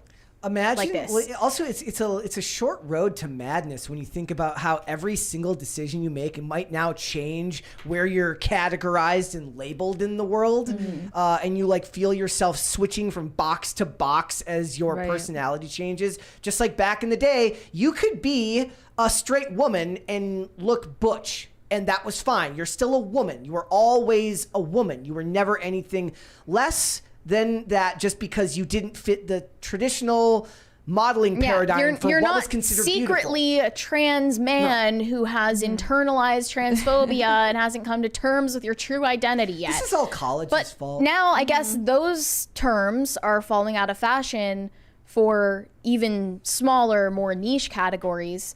TikTok Zoomers are narcissistic dopamine addicts looking for the next label to ascribe to themselves. Carefully crafted mental illness and gender identity labels don't do it for them anymore. So now we are reaching deranged territory of guy pretty and girl pretty. No one soul searches anymore. They put labels in their Instagram bio and look for themselves in online personality tests. This is all your lady's fault for that crystal stuff that got big. And when women are tell you that you can't Cancer can't get with a Virgo when Mercury's in retrograde, you were already labeling people back then. It was just considered harmless. Sarah, you ascribe some credibility to these systems and astrology and, I don't know, crystals maybe? Am I wrong about that? At one point, yes. Do you feel it has devolved into narcissism for a lot of people? Astrology in general? Yeah. Absolutely. I think that the internet has turned everything into this narcissistic pursuit where you can't just have an interest that you're sort of interested in. It has to be your entire personality. And then you find other groups where it's their entire personality. And that completely defines you. It's like, oh, I'm a bad person because I'm neurodivergent. Or, oh, I don't know, I cheated on my boyfriend because I'm a Scorpio. My favorite is it's always something to like excuse your bad behavior with a label. It's the meme where it says like a woman will back into a fire hydrant, set it off and say, whoops, it's because I'm a Capri Sun. Yeah. Like that's the truth. Yeah. Right? Yeah. So you can blame good and bad behavior on all this stuff, right? And if you spend enough time on the internet, there's not going to be any distinction meaningfully between your own identity and who you present to be online. Is a lot of this just a desperate search for companionship in some fashion? People looking for people like-minded like them. And since it's harder to do that on the internet than it is in the real world, where you actually have to get a feel for a person like face to face, like you have to use these labels. It's almost like we're actually using human algorithms to categorize ourselves because our computers are turning us into living avatars that need to be, we like kids yearn for the minds and adults yearn for some type of order.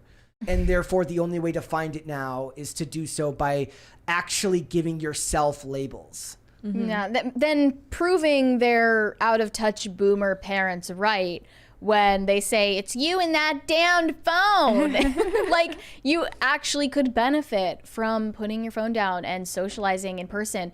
And I've said this before, all of the seemingly conservative behavioral trends in Gen Z can be chalked up to a much more boring and depressing explanation.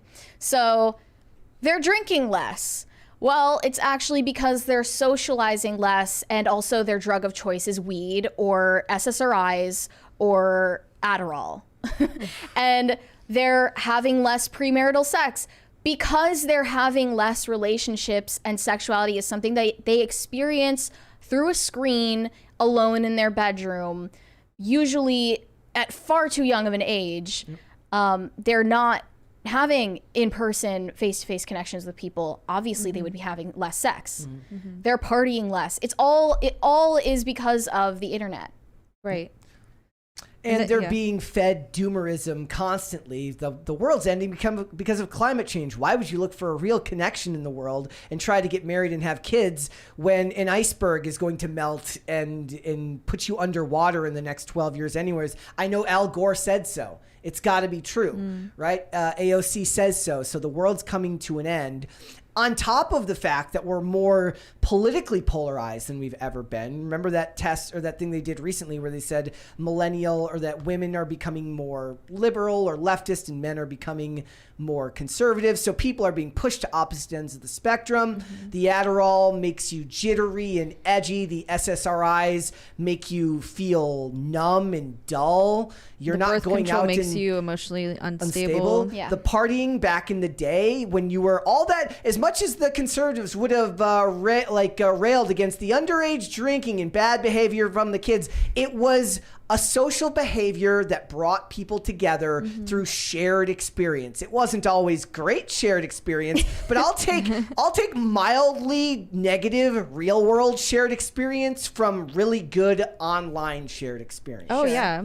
I mean, it blows my mind how many people watch Kai Cenat and just watch him party while they're sitting alone in their rooms. Yeah. Like hundreds of thousands of people tune into those live streams, don't they? Yep, they do. And watch other people live their lives through a screen. They watch IRL streamers because they're actually going out in public. Yeah. Yeah. Okay, we've been blackpilling a lot, but I wanted to mention a little white pill that I came across recently. This is myth busting voluntary childlessness among Gen Z. 92% of Gen Z women report that they want kids. 80% of childlessness is involuntary.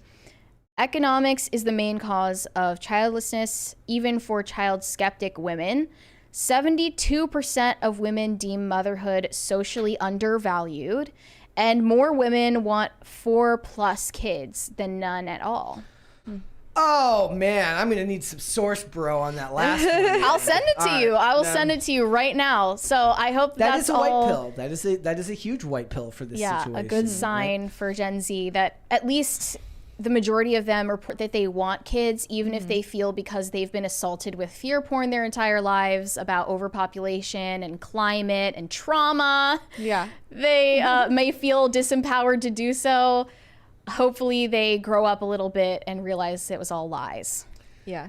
The girl pretty and the guy pretty thing, again, like it almost feels like while looking at this, what the general undertone of this is that what they label as guy pretty is bad, and what girls label as guy pretty is somehow more wholesome. It seems like they just are terrified of men.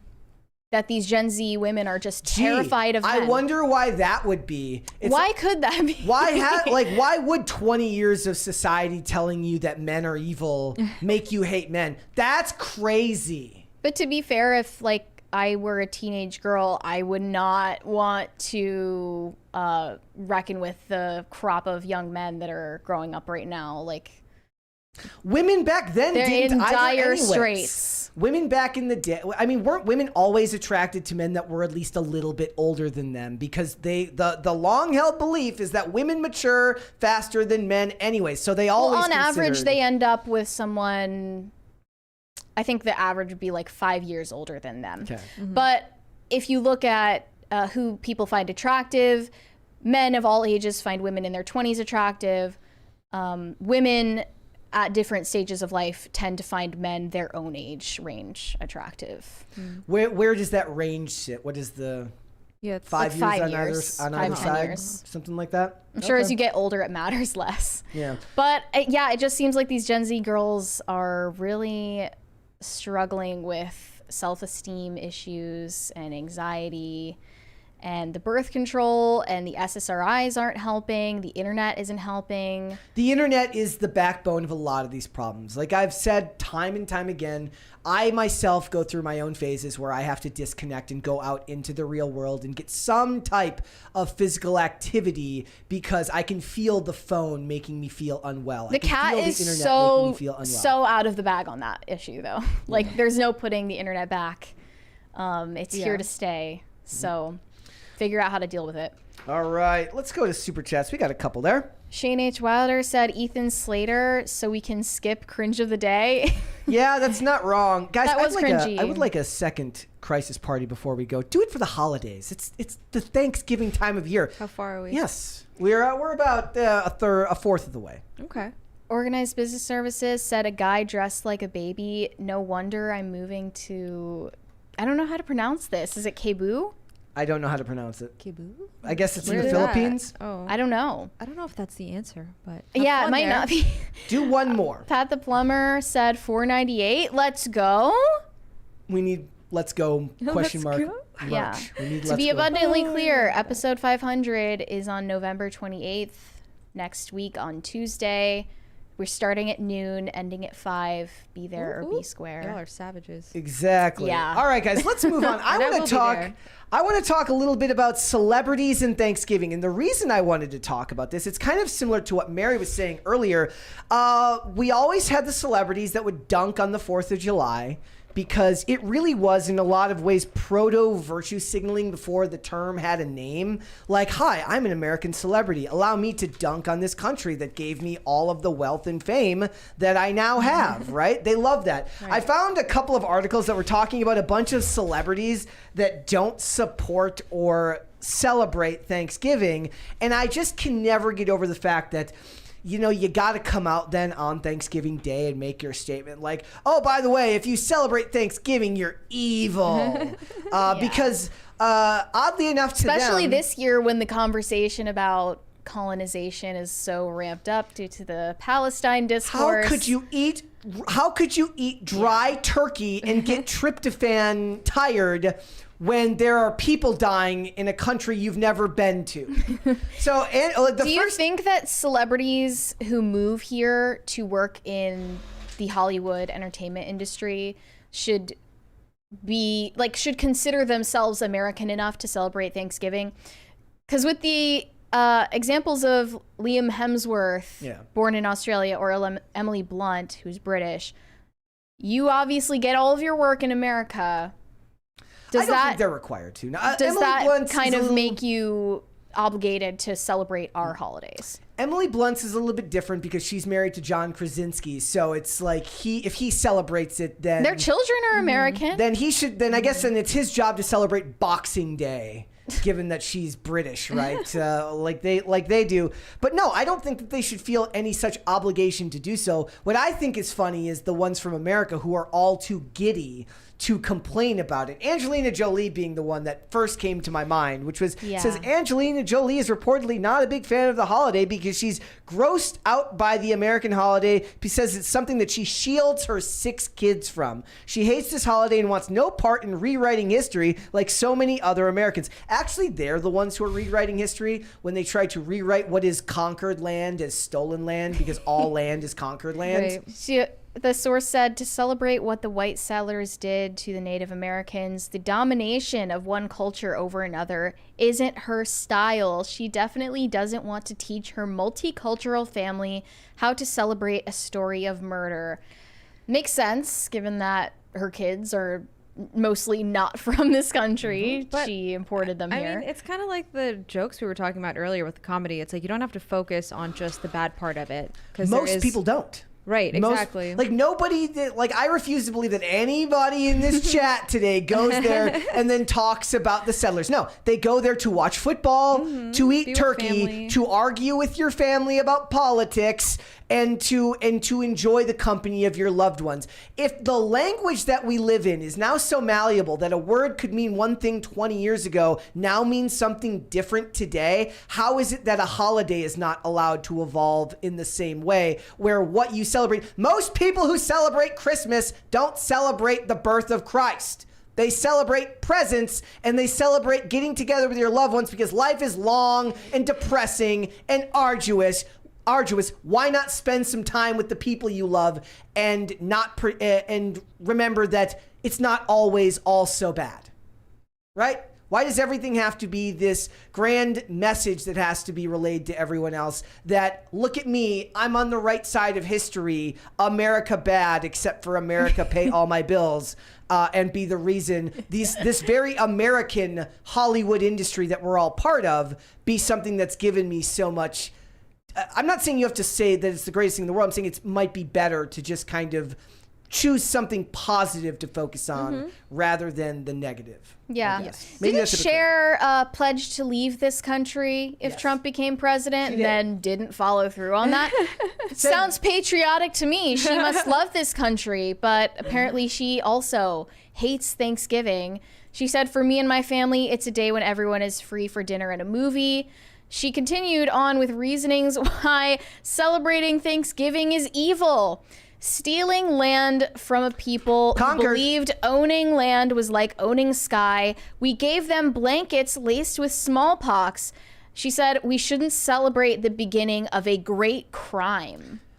you are the beneficiary of a great crime, which technically makes you guilty by association. You should turn yourself in. Follow through on your promise to leave this country. You have enough money to do so. No one is stopping you. Yes. There's no wall outside of the country that is keeping you from leaving. Go, please. It is interesting. It's like, why don't you go to a land that hasn't been conquered? Does that exist? There you go. That's a good idea. Does that exist? I don't think that exists unless you go to an uncontacted tribe in the Amazon and start living with them. In which haven't they conquered that land? Like, in a certain sense, yes. Yeah, in a sense too. So I would say no. I guess I just see it as you shouldn't think about it as because everyone's going to argue about the origins of this country, and this all falls back into Marxist ideology, which is to make you hate where you come from, right? You go to other countries, you don't see this same white hot hatred for the place you were born to, right? It's created a generation of damaged people who feel that just by virtue of being born where they were born, they have original sin, which is evil to make kids believe that. Right. There's a $20 super chat here from, I have to do the thing again. Looking. McFiend? Or Mike Fiend. Hi, Brett, or hi, Mary. Hi, Brett and Sarah. Happy Thanksgiving, and let's go. Let's go. It's catching on. Yes, it is. I hope we to just have. got a big one, a $50 super chat from J2 Corpse. Said it's party time. Yes, it is. It will. Thank you. Soon. I'm hoping that there's Let's Go merch soon. I want a Let's Go mug that just says Let's Go, 3 O's, and then a question mark. Yeah. It's gonna be great. I love that Rob Kardashian's reason for not liking Thanksgiving is because he's fat and doesn't want to be on camera. See, that's based. I'm fine with that. That's fine. And then Sarah Silverman, it's because of the turkeys. It's even worse. Oh yeah, the vegans are out in full force. I found this tweet today that says, today I start my annual fasting for Thanksgiving in remembrance of the 46 million turkeys killed for this holiday and of the genocide of 130 million plus indigenous Americans killed during colonization. Hashtag war on Thanksgiving. Hashtag go vegan. Thank you are the beneficiary of that war. You are the beneficiary of all of that bloodshed. And hasn't it been proven already multiple times that in like harvesting, I don't know, whatever vegans eat, there's still a lot of animals that are killed in the process? Yes. Lots of animals seed oils that they love. Just go to waste. You got a $20 from Beanbag Actual. Antarctica hasn't been conquered. Let's send them there. They got a free one? I don't know why. That's BS. Thanksgiving gift? Half Thanksgiving gift. Okay, it reset. That was weird. Yeah, I just they never actually leave, right? And I just find and you really wish that they would. I guess it's because one of those things where it's like I actually have this argument with people a lot as somebody who is very much outspoken against the government of this country and tends to find that most of this government is full of criminals who essentially co-sign bills that kill millions of people in foreign countries. Every president has done that. Yep. No president is free of that. Like, there's a difference between being proud of where you're from and being proud of the government, right? And what you saw when all of this happened was people fighting for what would eventually become a government.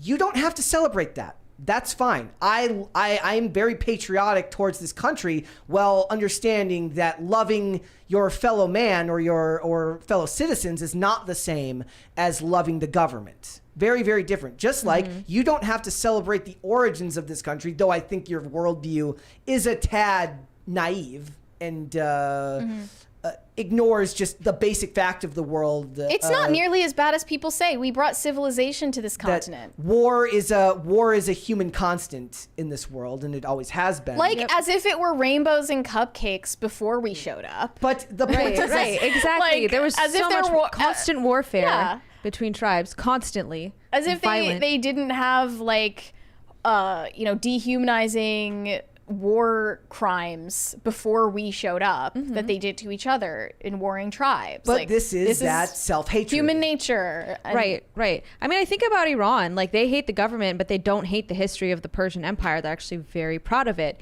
And they would leave if they could. Yeah. Also, They can't, though. Shailene Woodley, it says in October 2016, she was arrested for protesting the construction of a multi-billion-dollar oil pipeline that would run through the Standing Rock Indian Reservation in North Dakota. I can applaud actually going out and doing the protesting. I thought you were actively anti-activism. I am. I'm but very confused. Slacktivism is worse. Internet slacktivism is worse than going and actually getting arrested.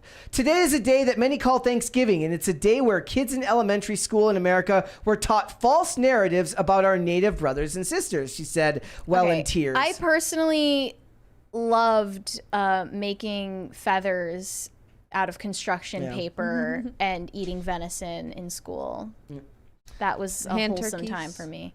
She says, from time to time, we're little kids. We cut out cardboard paper pictures of pilgrims and feasts and turkeys. Just go hug your family and tell them you love them. Right. It's just such a sad world we live in nowadays. But these people post this stuff. And I just remember, this isn't even like current year. This is like the Instagram, the Facebook days when people would have to virtue signal about Thanksgiving and 4th of July because they hate being from here, because they have self-hatred. This is really weird. Zoe Deschanel doesn't like Thanksgiving food because it's beige.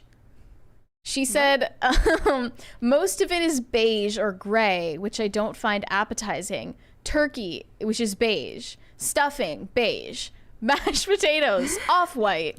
Pumpkin pie, orange beige. It's a lot of beige. I just don't really like beige food. I have a problem with the color scheme. What? I'm okay with that. That's complete. She'll have the cranberry sauce. Okay, it's a personal preference. Yeah. I guess she can only have the cranberry sauce. Well, what about the gravy on the mashed potatoes? I guess that's also grayish. beige. It's everywhere. It's seasonal.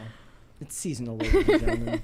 Yeah, it's just, I guess it's just every time we get to the holidays. See, and this is every holiday. Then Christmas, it becomes about religion. Then there's the war on Christmas. Remember, that was a thing too. Every holiday is a war on every Christmas. holiday in this country has been used as some sort of Marxist plot to take down the Judeo-Christian roots of this country.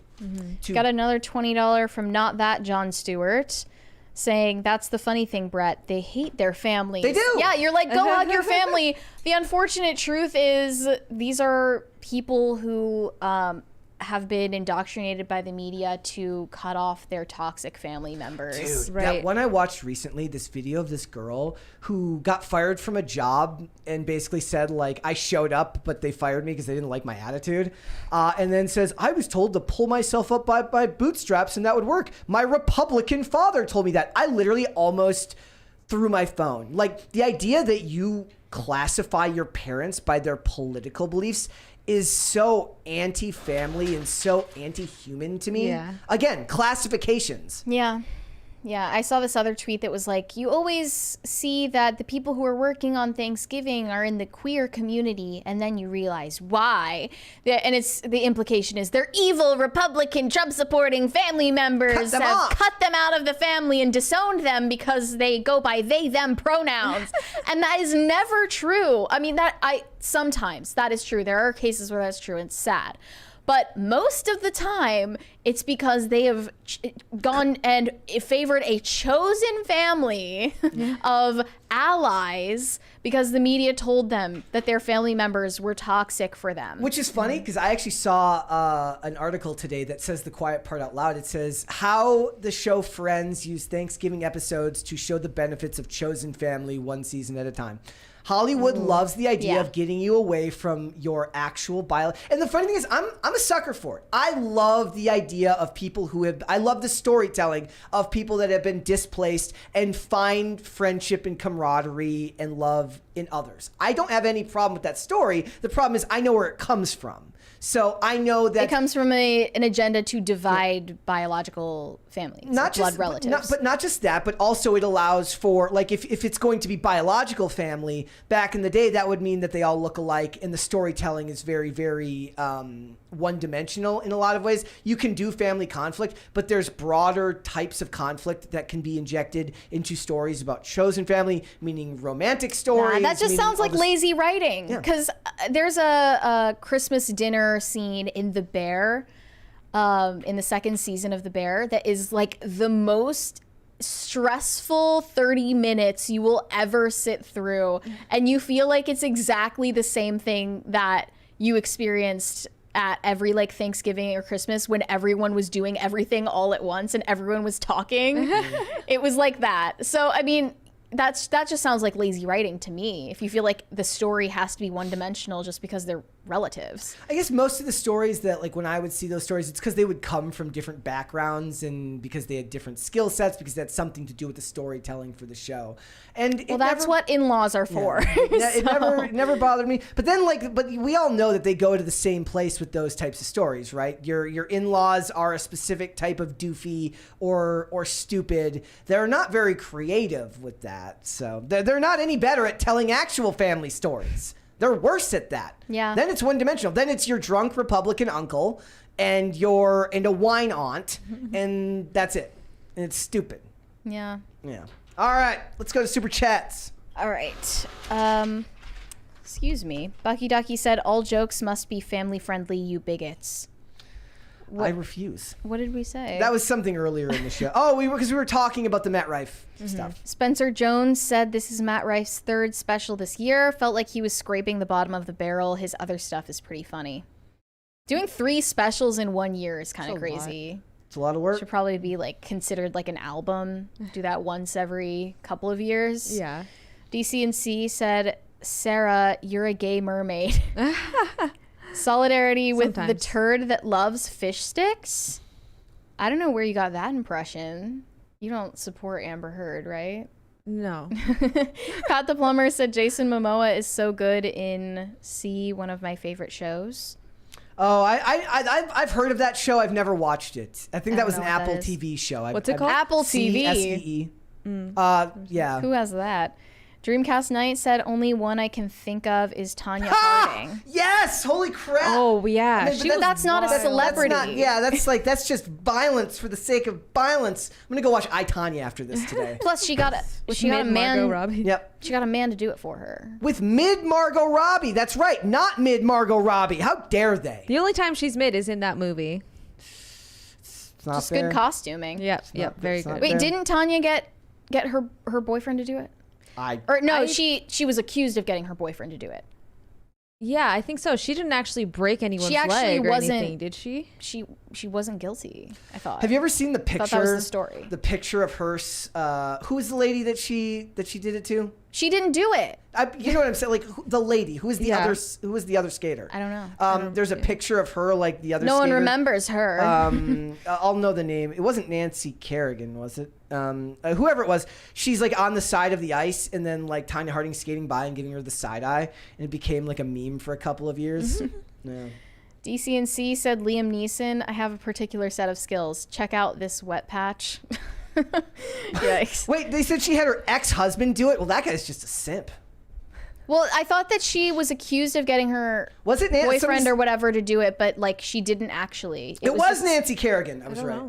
It was just like the guy was crazy and decided to do that to avenge her, but like he didn't actually do it at her request. So she says. I got a whole day's worth of excitement out of getting the name Nancy Kerrigan. Good job. Right? It's like remembering Carrie Strug at the 1998 gymnastics Olympics in Atlanta. Organized Business Services said, WTF, please stop talking about trans man being women. Okay, I'm not going to finish the rest of that. I just said that because it's the relevant term, but I obviously know that, these are men. Taylor Buckthorpe said Allison Mack. I still don't know how to pronounce Hollywood this sex cult. That's what it was. It was the Hollywood sex cult. In which she is now out of jail, if I remember correctly, and the guy got like... She claimed that she was a victim, so then she got away with it. I too am a victim here. Shane H. Wilder said, because crisis actors want to know, the final hint for the PCC 500 project is that the finale is a 500 image mosaic. My goodness. Happy Thanksgiving. God bless. Happy Thanksgiving. That sounds like a lot of effort. Happy Thanksgiving, my friend. I'm looking forward to it. We are about 2/3 of the way to a third crisis party. If anybody wants to give us a Thanksgiving gift, Let's go. let's go. Bucky Ducky said, "Animal pretty sounds like some closeted furry shit." Yeah. There you go. I once got to. This is an aside, but during Secret Santa here one year, I got a Care Bears pillow. And I've just never had the heart to get rid of it because that would be rude. It was the grumpy bear. So I have the pillow face down in a closet where nobody, like, I just imagine somebody going through my stuff, something bad happens to me, like I die in a car accident, they're cleaning out my room, and they're like, what the hell is this pillow? Like, because it's just At least so it's out not of My place. Little Pony. It's Yes, great. correct. Taxi Platty said, "I put my first Cast Brew coffee order in yesterday." Woo, nice. There you go. Thank you. Exciting. Bucky Ducky Enjoy. said, "Another one just for you, Brent." Thank you. Mike Fiend, not that John Stewart said, "Laced with smallpox somehow hundreds of years before germ theory was a thing." Okay. Yeah, I was looking into it earlier, and that, like, on the not History true, is Channel, it? I was looking at it on the History Channel website, right? Which is like not like it's not like you're looking to get the most propaganda. You're not going to get the most propaganda from the History Channel website, but basically they were saying like that for all of the hoopla around it. That Hoopla. Yes, The that's- hoopla around that supposed genocide. Yes, that basically. Where I'm going to see if I can find what he was talking about here. And says, for all the outrage the account has stirred over the years, there's only one clearly documented instance of a colonel attempting to spread smallpox during the war. And oddly, Amherst, that was the person we were talking about, probably didn't have anything to do with it. There was also no clear historical verdict on whether the biological attack even worked. Yeah.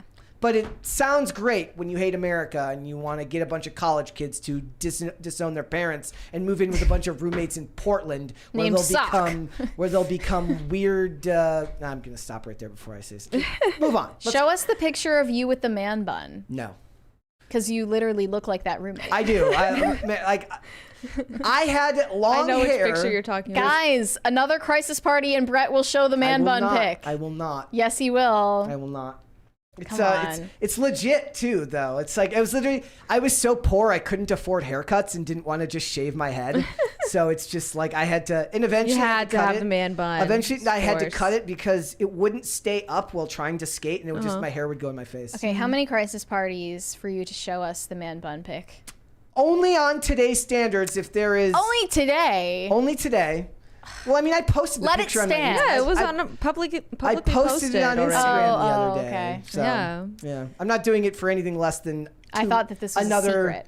It's got to be 4 crisis parties, and I'll show it today. Beanbag Actual, sorry, I already read that one. Organized Business Services said, okay, my beer money and marry a doctor. They want you to marry a doctor. Why? You got to find yourself a doctor and settle down in the suburbs. With tons of school debt, medical school debt. Why though? I don't know about that. Shane H. Wilder said, remember this Thanksgiving the words of Dom Toretto of Fast and Furious. It's about family. Enjoy your time with yours tomorrow. That's Chosen Family. Lovely. Just thought I'd point that out there. There's a $20 one from Gordon Shumway. Did we read that one? I don't see it here. Tawny, do you see this one? Tanya. Can you see it on that screen right there? Is it? It's probably hasn't shown up yet. No. Tanya Katane, I don't know how to pronounce that name. Girl from the Whitesnake videos, had a minor acting career, was arrested for domestic violence. Again, her Major League Baseball player husband in 2002. That woman was a train wreck. She had an affair with OJ and had multiple DUIs. Well, her autobiography will be lit, I'm sure. It'll be fantastic. Still, minor acting career. Not really on the same level as an Ezra Miller, let alone anyone above that echelon.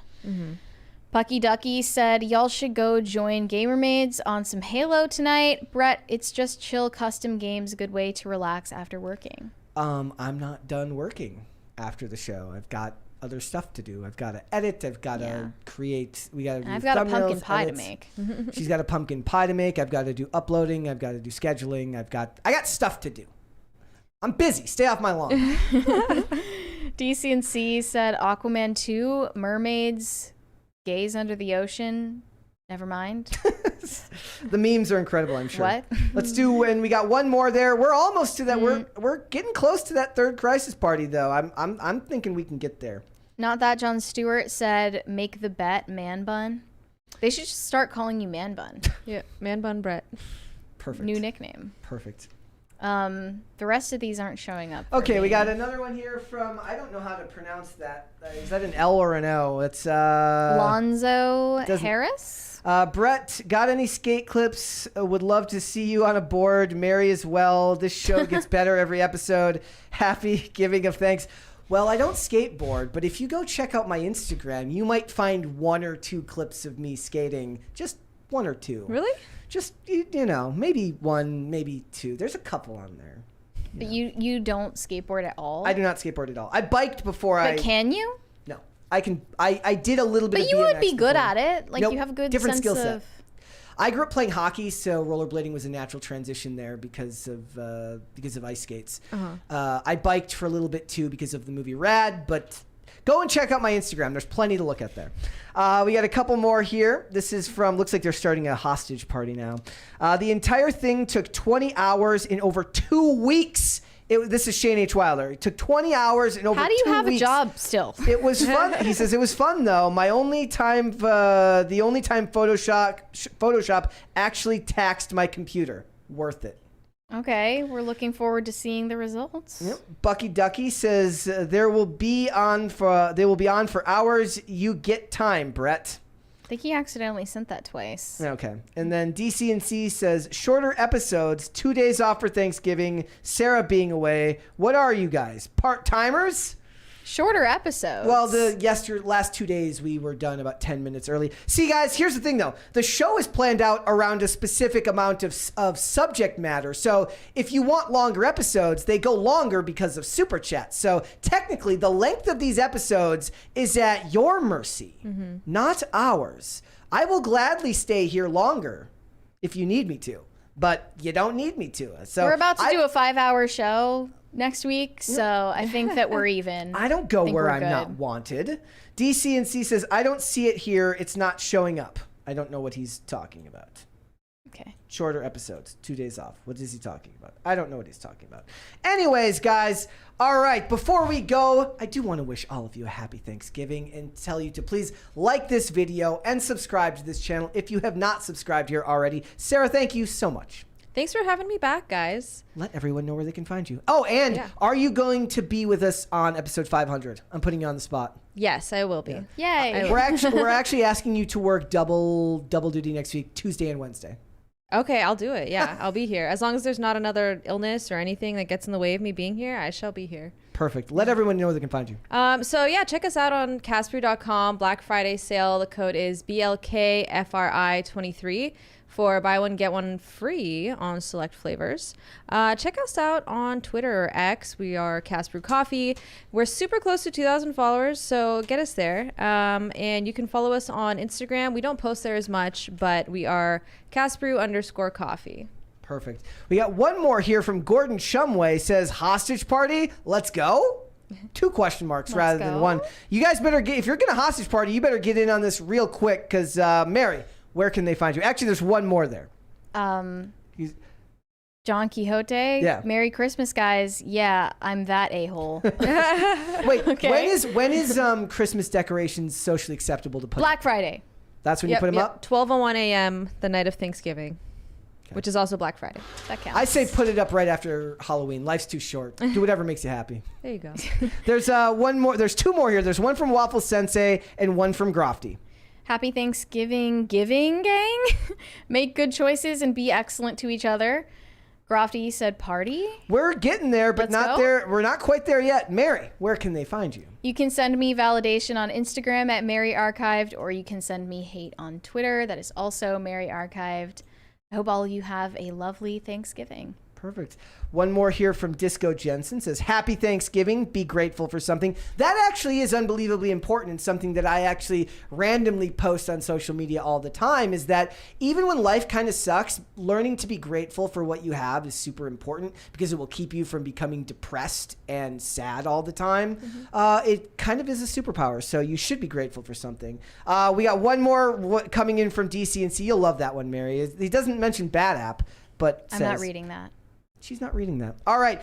It has set off. We have got the third crisis party, ladies and gentlemen. But so I will do the outro, which means this will probably come as a post-credit scene. So if you want to follow me, you can follow me on Instagram and on Twix at Brett Dasovic on both of those platforms. Pop Culture Crisis is here 5 days a week, normally. Monday through Friday, 3 p.m. Eastern Standard Time, noon Pacific. We will be off Thursday and Friday for Thanksgiving, guys, so I hope you get to spend that with your family, friends, and loved ones. And if you want to follow the show on social media, we are on Twix at popculture_show, Facebook and TikTok at Pop Culture Crisis, Instagram at Pop Culture Crisis Pod. We got a couple more. This one is from, what was that name you pronounced earlier? I can't pronounce that one.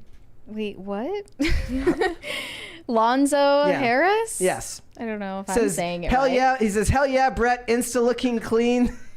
Roller skating is tough. It's rollerblading, but same thing. Well, I hate to correct people on that. I want to see y'all gaming.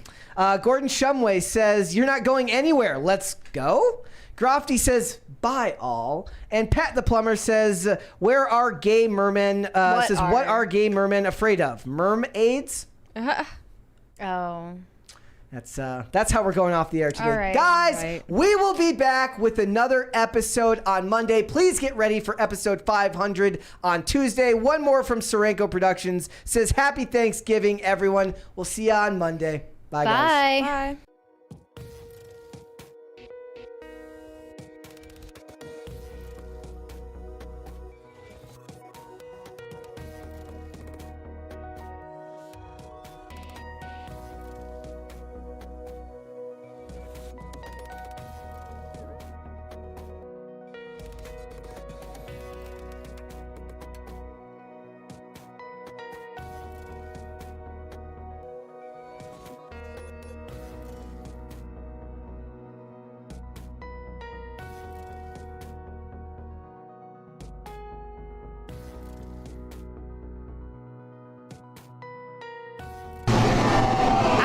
That must have hurt.